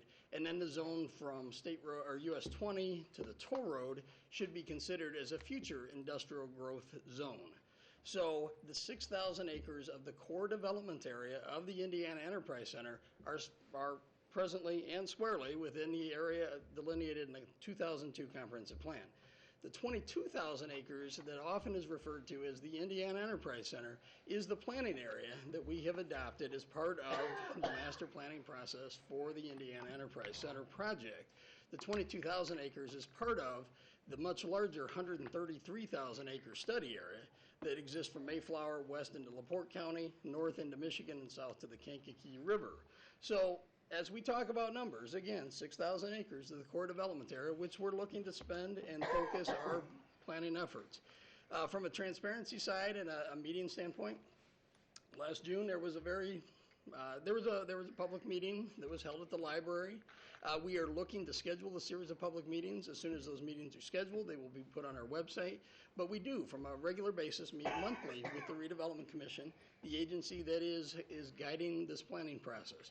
I would also foreknote, we have 4 planning areas within the county, a 5th potentially on State Road 933. So we have the Indiana Enterprise Center, the Northwest Cleveland development area, which is centered around general stamping and metalworks. We have the Capitol Avenue corridor development area, and also the Wyatt development area. So we do study the entire county. There isn't a specific target on New Carlisle, regardless of how it's sometimes positioned. We're actually looking at ways to improve the entire county. We have a great relationship with our towns. We actually just did a letter of support for a grant that Lakeville is working on. We're working with all our towns on various economic development projects, as well as our business partners in the city of South Bend and city of Mishawaka. So county economic development really is focused countywide, and the goal is to improve and lift up the entire county. As it relates to this proposal, again, part of the work is related to the fiber optic project. The majority of this work is related to that. And then the traffic study is, again, the intersection of 2 and Larison was brought up. This will address and do some intensive study on 2 and Larison. I would note for the record that part of this study work that's different than what was approved in 2017 really looks to see how the traffic counts at the intersection of 2 and 20, some work that's going to be done at 2 in Cougar Road, as well as 20 in Cougar Road, and the intersection 2 in Larison, and some of the other side intersections, 2 in Timothy, how all those feed into and work throughout the area. So this is a comprehensive project piece, and again, I think as Mr. Woods had noted, we have 7 consulting firms, each of those a professional service that was picked for their specialty work, and that work is assigned into the development area. Again, you have been provided with a table of what we're spending with each of our 7 one-ring project members. If there's any questions, I would be happy to answer them. So, there are questions from the commissioner specific to this Lockmuller Group amendment.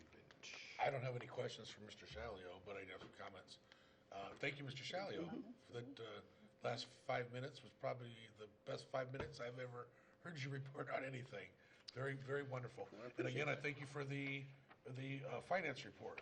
Again, that is a sign of transparency, because otherwise people are going to say, as I've said in the past, it looks like there's money all over the place, but this report helps streamline anybody's thinking. If somebody missed a meeting, they got the update. But as far as this request goes for the traffic study, I just don't see it really even connected to the fiber conduit issue, okay? And maybe it should have been a separate contract by itself, because it really is not connected. Somebody brought that up, and it's a really good point.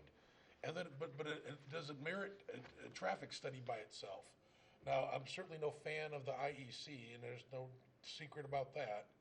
And I do want stuff done at Larison and 2. We've had deaths there. Right. We've got problems with State Road 2.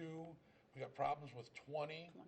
I've been, often people ask me to think regional, and it seems that whenever the county is asked to think regional, we're spending money, and other counties are not. Regionally thinking the last several years, I've repeatedly mentioned to many people that we need something done regionally at Larison and 2, but also in LaPorte County at 700 East, where that hits 20 and where that hits 2.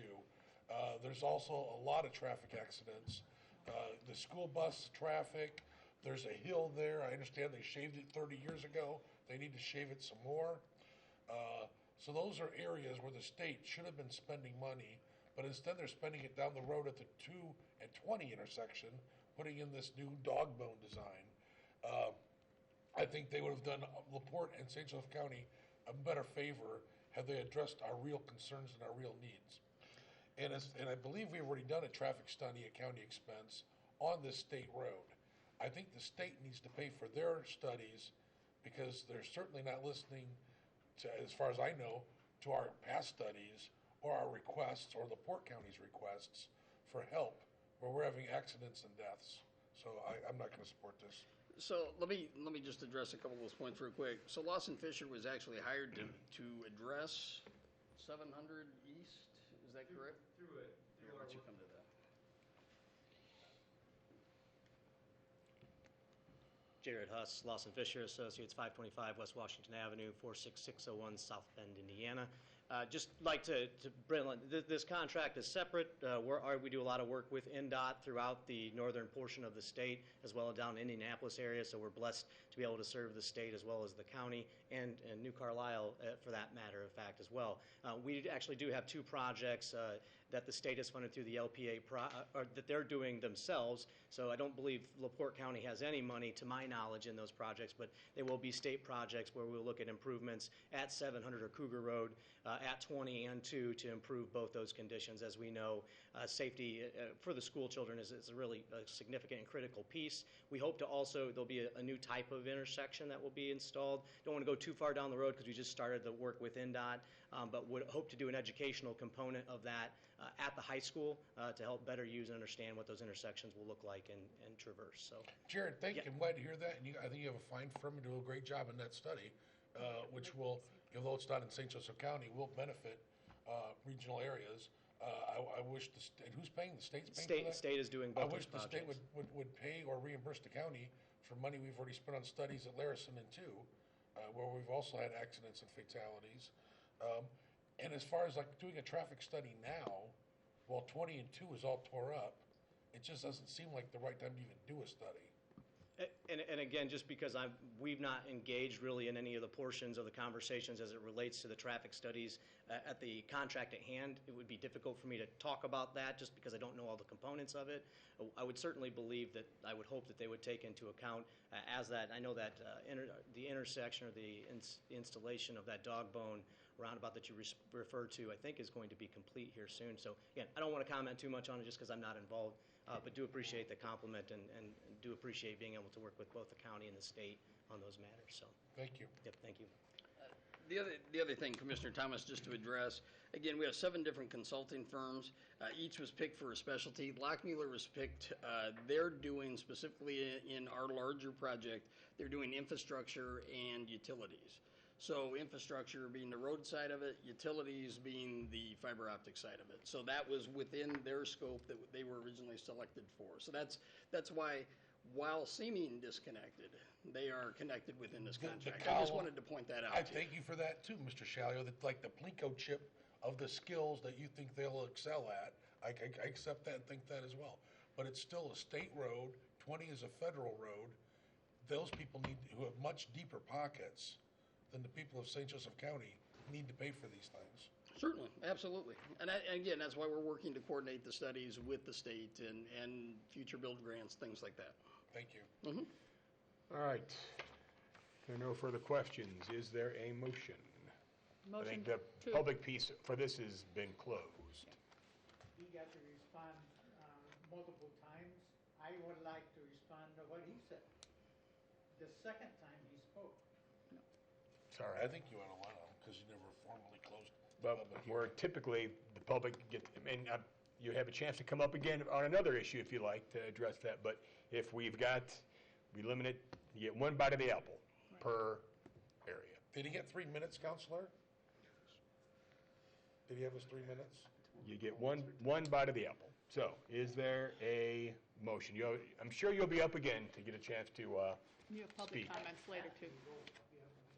Well, public comments. Motion to approve the Lockmuller Group Amendment Number 1 for the Indiana Enterprise Center. Second, we have motion a second. All those in favor, please signify by saying aye. Aye. Opposed? Aye. Motion passes 2-1. All right, next, request approval of deed of dedication of permanent right-of-way for 31480 Edison Road, New Carlisle. So the next 2 items are related to a larger project. Again, as we have selected each of our consultants within the Project One Ring team to do certain work, Lawson Fisher and Associates has been a partner with us as we've studied Edison Road, trying to seek appropriate right-of-way for future roadway improvements on that road. The road in some places has dedicated right-of-way all the way to 50 feet of center. Other cases it's 40 feet of center. Other cases there's no actual dedicated right-of-way for Edison Road. So this is a long-term strategy to clean up the Edison roadway corridor. The county owns several pieces as part of our acquisition of property from inland.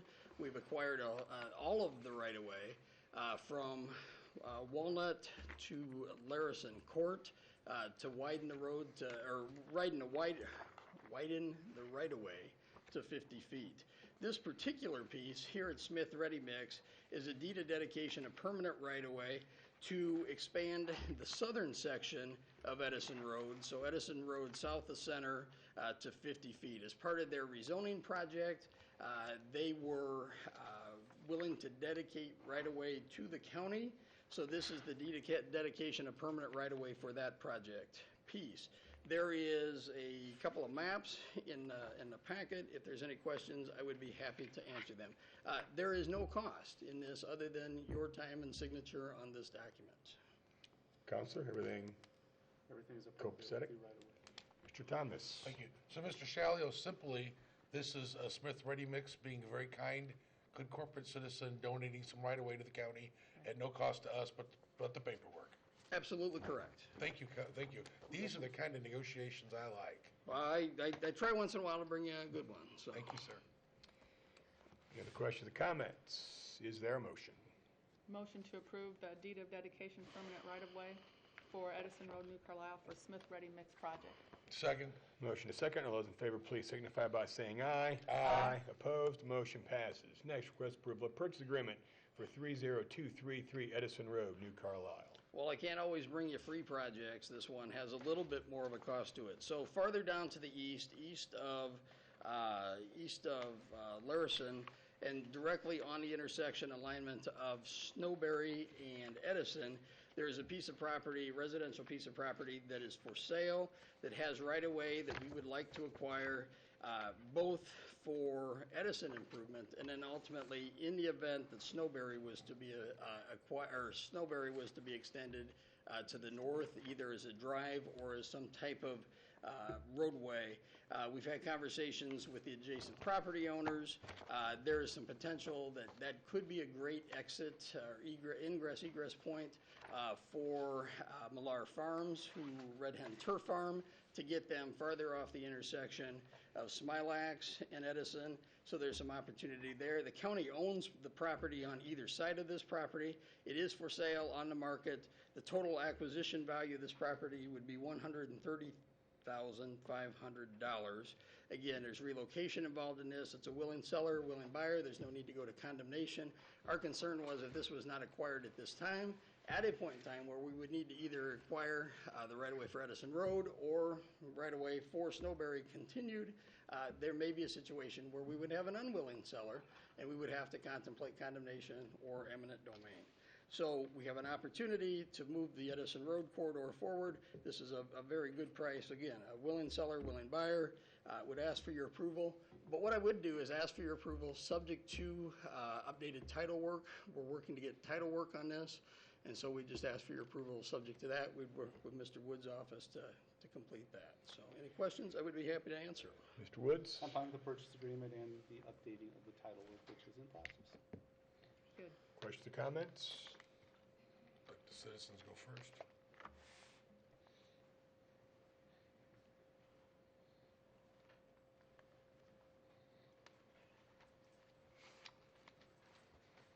Thank you.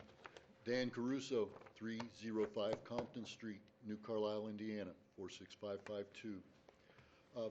First, I believe, Mr. Shallow, you said the purchase cost of this parcel was $130,500. My information said it was $135,500.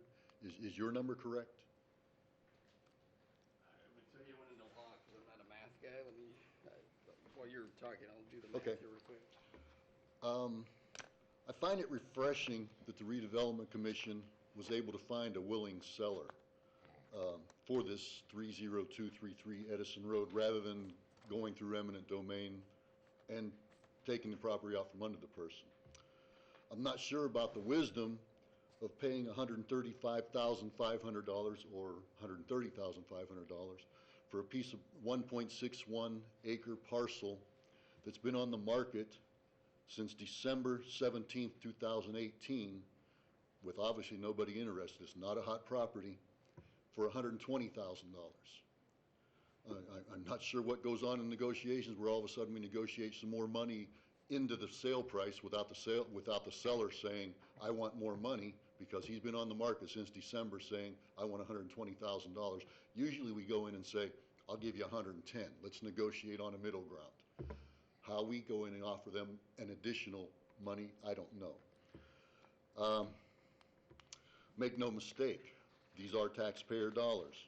Whether paid by TIF monies, money on loan with bond payments due to a federal or state grant, these are all taxpayer monies.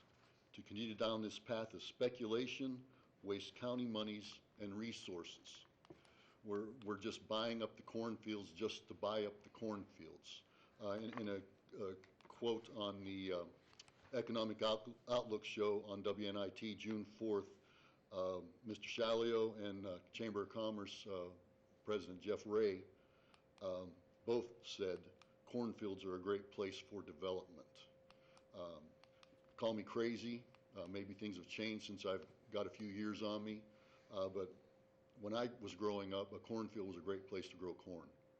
I don't know why we feel the need to bring in development into an area where we're feeding people, feeding animals, and there's just a nice way of life without all the infrastructure damage that's going to come with all the semis, with all the destruction of just the general way of life in the area. And there is no small business opportunities coming into the area. On that same show, the Economic Outlook show, they interviewed the gentleman from New Age Bakery in New Carlisle. Your time's And- almost up, sir. Okay. They made it look like it was a new business. It was not. That bakery has been there for years. He's the successor owner. The Your time county has should not be expired. land banking and diverting taxpayer money from real needs. The board just approved item G, which obtains right-of-way. Mr. Caruso, I'm sorry, your time has expired. This whole process seems unfair. We need to stop this now and study it further. Thank you.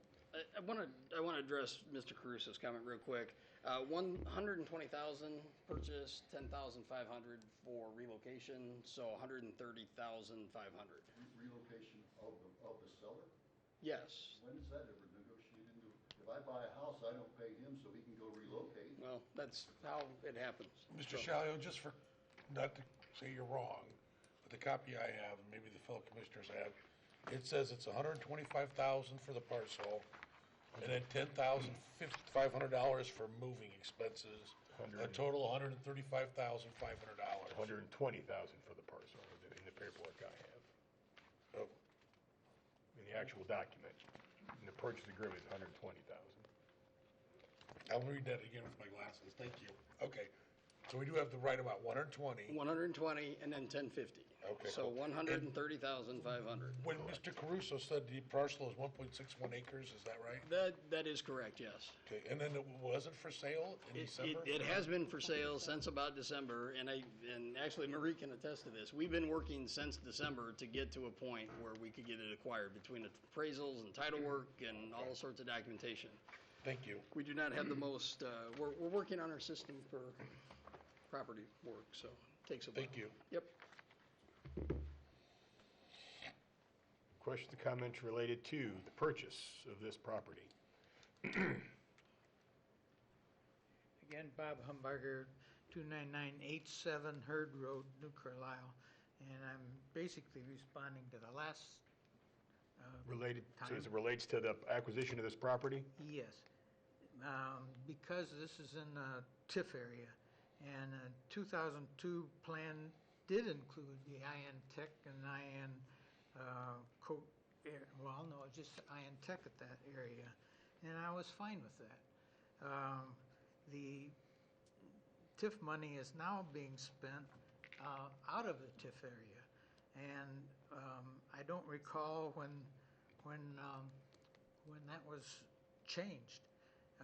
But I do recall promises were made by the county government at that time when the tax abatement expired that the tax money would, from IN Tech, and that would reduce property taxes going to the schools and local economy, and that never happened. It actually did happen. Yeah, it did. When that rolled off, when their abatement finished, Yeah. Olive Township saw a significant reduction in their property taxes. No, it goes into the TIF areas. Not all of it.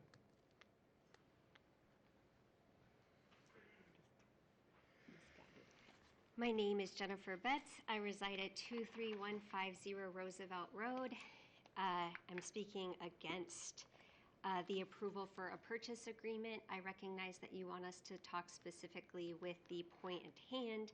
What is exhausting about the Indiana Enterprise Center is that it has all been divided into little bits and pieces. So communities are constantly forced to try to piece together what's actually happening, from small things like the county spending $130,000 for a house because really it would help make Snowberry go through, and that would lend itself to the Indiana Enterprise Center. The last time I checked, economic development, sustainable economic development, includes resilient communities, it includes clean air and water, it includes prime farmland. It seems like we're practicing extractive economic development, which is let's just get all we can out of a certain area without actual concern for the people who live there. So again, please, I see you're shaking your head, Commissioner Fleming. Would you like to say something? What you're saying is not true. What we're actually doing is trying to make sure that everything is done well for the citizens everywhere. That's why we have the people coming in and doing the assessments and the evaluation. So we're just not doing it for little things, we're doing it for everybody. I'm sorry you misunderstand what we're doing, but you've been probably misguided down the wrong path. But anyway, we want to help everybody in the county. We want to help your area. That's why we want to update this area, because how many times has there been crashes in that area? And I've taken my dog once. I'm sorry, this has to do with the house, though. The crashes in the area? Well, we're going to purchase this house so that we can actually improve the Snowberry Road there. And it's going to be better, so it's going to be safer. And that's what we want to do, is make things better for the citizens in that area throughout the whole county. So this has nothing to do with the Indiana Enterprise Center? It's just that area. It's in that area, but it doesn't have to do with that. Because the last time I checked, when elected officials actually represented the people of the county, they actually talked to us before they made plans, not after. I mean, that was something Mr. Shalliol had said. They're planning for public meetings, except for this has already been several years in the making. So I'm sorry, Commissioner Fleming, I don't feel like you have my best interest at heart. I feel like you're trying to destroy farmland and rural livelihoods and way of life and our aquifer. Let her continue Thank her you. public comments. And Sorry. She's done now. any other comments related to the acquisition? Is the public done? Do you want to speak now? 'Cause then, that's how the council does things. When the county council meets, the public speaks and get their all their public hearing issues, and then the council members. So I think South Bend does that as well. So I wanted the public to. I'll speak. I'm Victor Myers. My address is 336 West Navarre Street, South Bend. And I hesitated because I'm not sure if this pertains directly to this issue, but generally speaking, I have a concern that we're talking about land and purchasing land for a variety of purposes, but for the economic development, I assume, although that may be somewhat in doubt here. And my question is, why do we have to develop on farmland when there are other vacant sites? And that was alluded to. There are other places in South Bend, around South Bend, in closer vicinity that don't require buying land that is suitable for farming. And so maybe when the land runs out, then we can talk about the need for acquiring farmland and developing business sites and all of that. But in the meantime, I think we need an explanation as to why it's necessary when there's so much at stake and there's so many costs involved and environmental consequences to land near the New Carlisle. Thank you. Thank you. All right, commissioners, any comments? Yes, I would just point out, it seems like 1.61 acres is a lot for right-of-way. Is there a roundabout plan for that intersection, or? I do not, no. We try to stay away from roundabouts in industrial areas. Trucks, big trucks, steel, not a good combination. That's good to know, but if somebody had their wish, there is plans to make Snowberry go, all the way across, up to the toll road, correct? There are concepts that could be a potential. Again, let's connect all the pieces. The Lockmuller work that we approved previously will be part of finishing some traffic studies for the area. We do know that there is the opportunity for both Ianteka Coat and for the Millar Farms to use that intersection as an entrance into property that they both own adjacent to this piece of property. I only mentioned that because it was in the report that was given to me. Right, no, that was a concept that was from June of last year. That was a drawing that was generated from some of the early work Lockmuller had done. Again, as we do additional traffic studies, we may look to shift that alignment to better alignments. One of the things we found from that work specifically was that the potential to put an overpass in at the tracks, very complicated because you have catenary wire, you have a wide span of two different railroads, and you've got AEP lines that have just been adjusted and are being adjusted continuously. So it makes it tough to squeeze an overpass in through that corridor. So that roadway alignment, again, as we do the work with Lockmuller, likely will be adjusted further. Yeah, and I appreciate you mentioning all that because I was leading to that. I thought I'd get you there. So. Yeah, because that would be a pass overhead, which might cost $25 to $50 million, probably maybe 75 because of the distance. And if you try to do an underpass with the high water table, it'd flood all the time.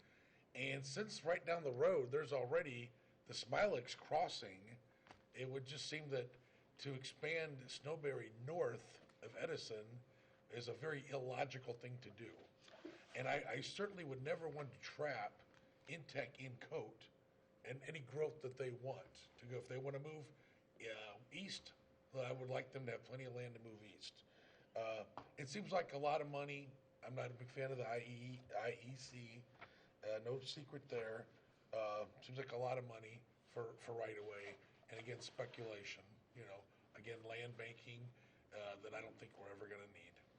But I appreciate the nice maps and thank you. More questions or comments from the board? Is there a motion? Motion to approve the purchase agreement on the Edison Road in New Carlisle. Second, we have a motion and a second. All those in favor, please signify by saying aye. Aye. Opposed? Aye. Motion passes 2-1. Thank you, Bill. Moving on to old business. Seeing none. Public comments. Are there any public comments? Go. Civilians first. Dan Caruso, 305 Compton Street, New Carlisle, Indiana. I'm just going to jump around. There's a lot of things that have popped up over the course of this meeting. You brought up about the safety concerns of some of the roads out there, particularly Cougar Road, 2 and 20 intersection, a lot of school children coming in the school buses there. We can't take care, and Jessica is gone now, I see. No, oh, there she is.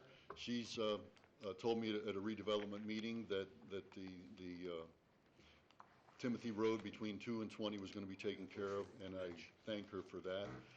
It still hasn't been taken care of, and I think somebody needs to go look at it because it is deteriorating further up the hill to the southern side. The shoulders are rolling off into the ditch now. So there's many spots along Timothy Road, not just at that swale at the bottom of the hill in the marsh. I have time to read, as a retiree now, I have time to read, which my school teachers from a few years ago would be happy to see. I read minutes from previous New Carlisle Town Council meetings. I mean, it's an exciting life. And I read a meeting from 2007. It had to deal with the shredder being approved to come in out there. And Raphael Morton was involved, and I guess the whole council from up here was over at a town council meeting. And they all said yeah, this is going to be great for the area. This is going to be wonderful. I think history has proven that not to be true. I don't know why we still, you fool me once, shame on you. Fool me twice, now it's my problem. I'm saying we're getting fooled again. They're selling us a bill of goods here, which is eventually going to be more harm than any good that could ever come out of it. We're destroying farmland, which we'll never get back. We're running out of farmland, areas to grow food that we all need, and it's time to slow down, leave things as they are, look for other areas. Go to some of these areas that have already been destroyed with development that has since rusted away and now just sits there saying, well, we can't do anything with that. Work on that. Put new stuff up there. Don't destroy our farmland. And finally, I just want to say, for those who aren't happy with the goings on here today, remember when November comes around. Thank you.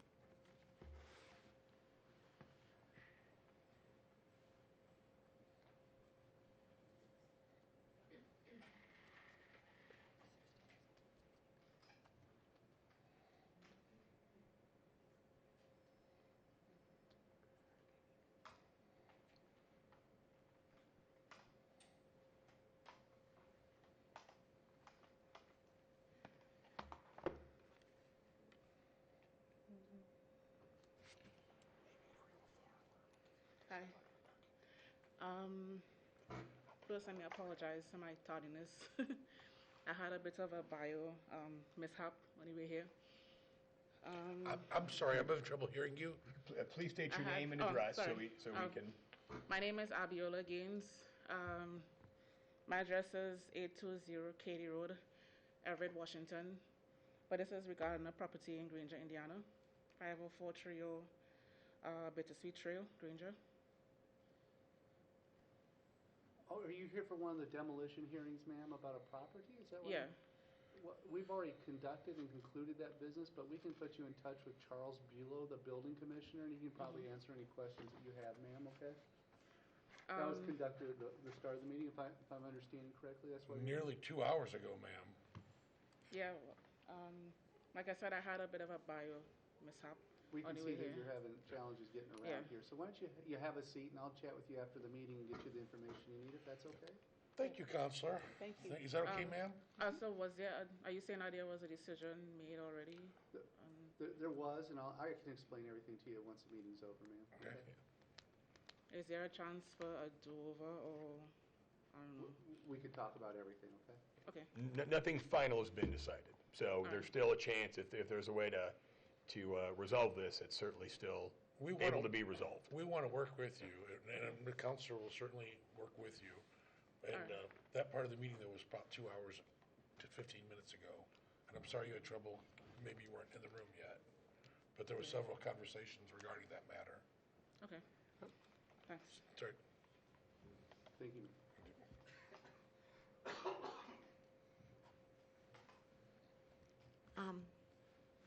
Judith Robleski, 515 South Mead. Hello again. I'd like to finish with why I'm so concerned, and it has to do with health, which the word health is from Indo-European root, which means heal, whole, and holy. And to quote Wendell Berry, to be healthy is literally to be whole. To heal is to make whole. I don't think mortal healers should be credited with the power to make holy, but I have no doubt that such healers are properly obliged to acknowledge and respect the holiness embodied in all creatures, or that our healing involves the preservation in us of the Spirit and the breath of God. If we were lucky enough as children to be surrounded by grown-ups who loved us, then our sense of wholeness is not just the sense of completeness in ourselves, but also is the sense of belonging to others and to our place. It is an unconscious awareness of community, of having in common. I believe that health is wholeness. English agriculturist Sir Albert Howard, a very noted individual, who said, in The Soil and Health, that he wrote, that the whole problem of health in soil, plant, animal, and man is one great subject. Health is membership, Wendell Berry says. To be healthy is literally to be whole. Our sense of wholeness is not just the completeness in ourselves, but also the sense of belonging to others. I say that is why we need transparency and inclusion in this process of future development, whether it's over 100,000 acres, 22,000 acres, or even the 6,000 acres. There's life in soil. That matters to all of us. That's the basis of life. Thank you. Thank you.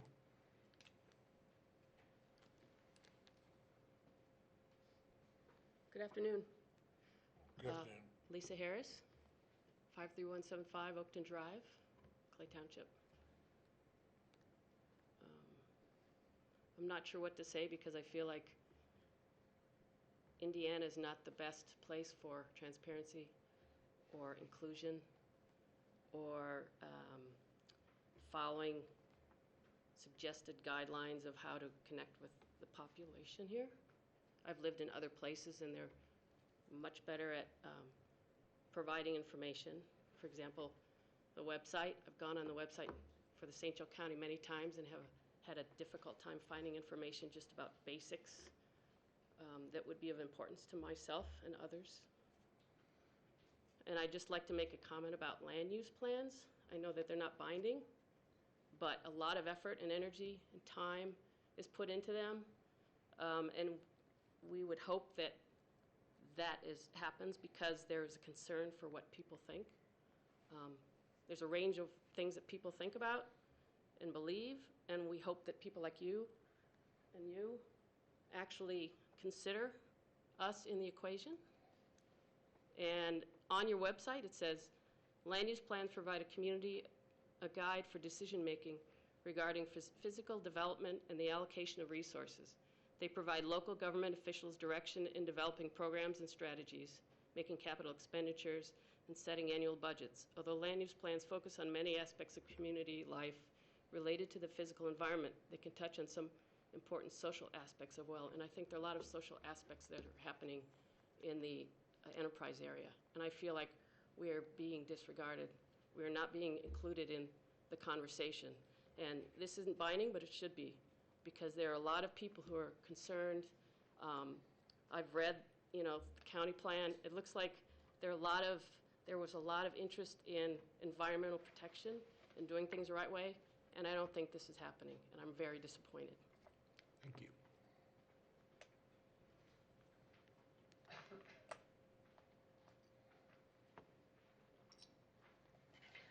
Jennifer Betts, 23150 Roosevelt Road. I know we've talked before. Let's do it one more time. Why not? I feel like some of you have made up your minds already. You've decided that the Indiana Enterprise Center is a fait accompli and that you're just going to move forward with it. I understand Mr. Shalio is doing his job. He's the director of the County Economic Development Office, and when I read the mission of the County Economic Development Office, it only talks about economic development. It doesn't talk about the health. It doesn't talk about diversity or biodiversity. It doesn't talk about sustainability. It doesn't talk about farmland. However, you are our elected officials. So the great thing about your job is that you get to listen to constituents. As a member of the Open Space and Agricultural Alliance, I have talked to hundreds of people affected and impacted by this. I'll be honest, I don't know if you have or not.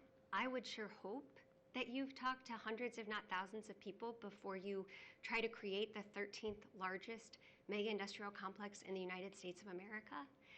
So I would just ask you to have an open mind. I know a lot of money has been spent, but there's always time to kind of look back and say, hey, maybe we need to go in a different direction. Thank you. Thank you.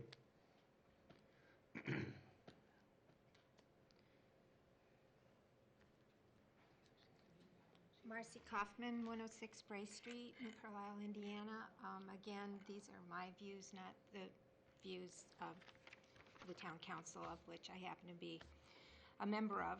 I just wanted to say that in New Carlisle, having lived most of my life there, we've learned to coexist with the industry on the prairie, and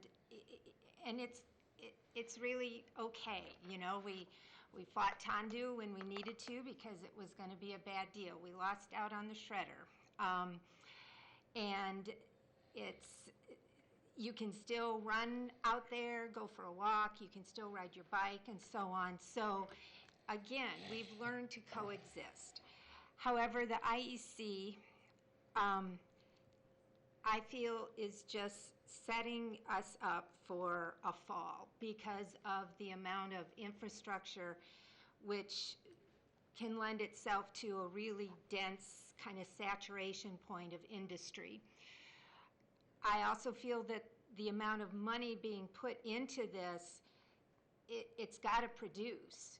And I worry that there'll be desperation in getting corporations, industries, businesses out there that maybe will not be scrutinized enough, such as the shredder wasn't. And because with all this money going into it, you kind of have to save face and you've got to realize something from it. So that's a huge concern of mine as time goes on. I was looking through my notes and I don't have the date, but in the last year, at one point it was said that there were 7 companies interested in things, and we keep not seeing that, and I'm just greatly concerned about that. So it's not like we haven't dealt with any industrial growth or It's kind of a NIMBY thing because we already have it in our backyard, and we'd prefer to keep that backyard relatively a balance of some green, and, you know, we've got a few smokestacks, but we deal with it. This is, again, it's a full-on assault at just densely saturating our area with industry. Thank you. Thank you.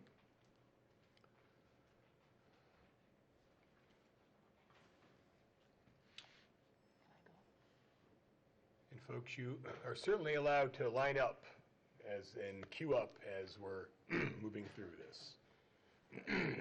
I recently sold some wood out of a forest in the area of this industrial complex. And I was walking through there with the forester deciding which trees to cut out. And we got up to the boundary line, close to the boundary line, and all we seen was daylight. And it's my woods, and there's about 6 other people own part of this woods. Got up to the western edge of my boundary line, and it was total daylight. Well, the people that own the woods next to me have basically mowed it down. There's nothing left. And I think that's what's going to become of the area if you keep continuing to do this. I just don't like it. Thank you. Thank you, sir. Any other public comments? I'd just like to say this is my first time attending one of these meetings. It's been pretty interesting. I just had a question. I know we discussed the bids for the demolition. I just had a couple questions, if possible, to, you know. We didn't have bids. You agreed to send it off for bids. Right, because the bids will be coming back in July. Okay, and will that be discussed then at another meeting? Yes, Is my question. yep. Once those bids are received, then we'll determine, depending upon what property owners we've been able to work with or come to some resolution outside of this. For folks that we've not been able to, then we'll make the decision if we award the demolition bids for the remaining properties or not. I think that was the third Tuesday. How do I know when the next meeting will be, or it might be discussed, or? 16th. We can. It was announced as part of the motion. I think it was third Tuesday, July 16th was. Yeah, that's it. Bingo. So July 16th is when. July 16th, you'll discuss it again? Yes. So the results, okay, thank you. Yep. Commissioners meet every Tuesday at 10 o'clock. Okay, thank you. Sometimes on this floor, sometimes on the 7th floor. Any other public comments? If not, a motion to recess is in order. So moved. Oh, I would just remind everybody that next week starts the county fair, and it's obvious that many citizens appreciate and love our agricultural part of our county, even though we have large cities with large populations. Economic GNP, I think, is nearly $30 million out of St. Joseph County, so it is significant. And at the fair, the Dairy Barn is the best offer for ice cream and grilled cheese sandwiches. Amen. All right. No more comments. Motion to recess is in order. Second. All those in favor? Aye. Opposed? Tough luck. We are recessed. Sorry, right? So I'll have possession of the name. So this is that, this is that. So I'm going to hold off on this since You want them to retype that? they're going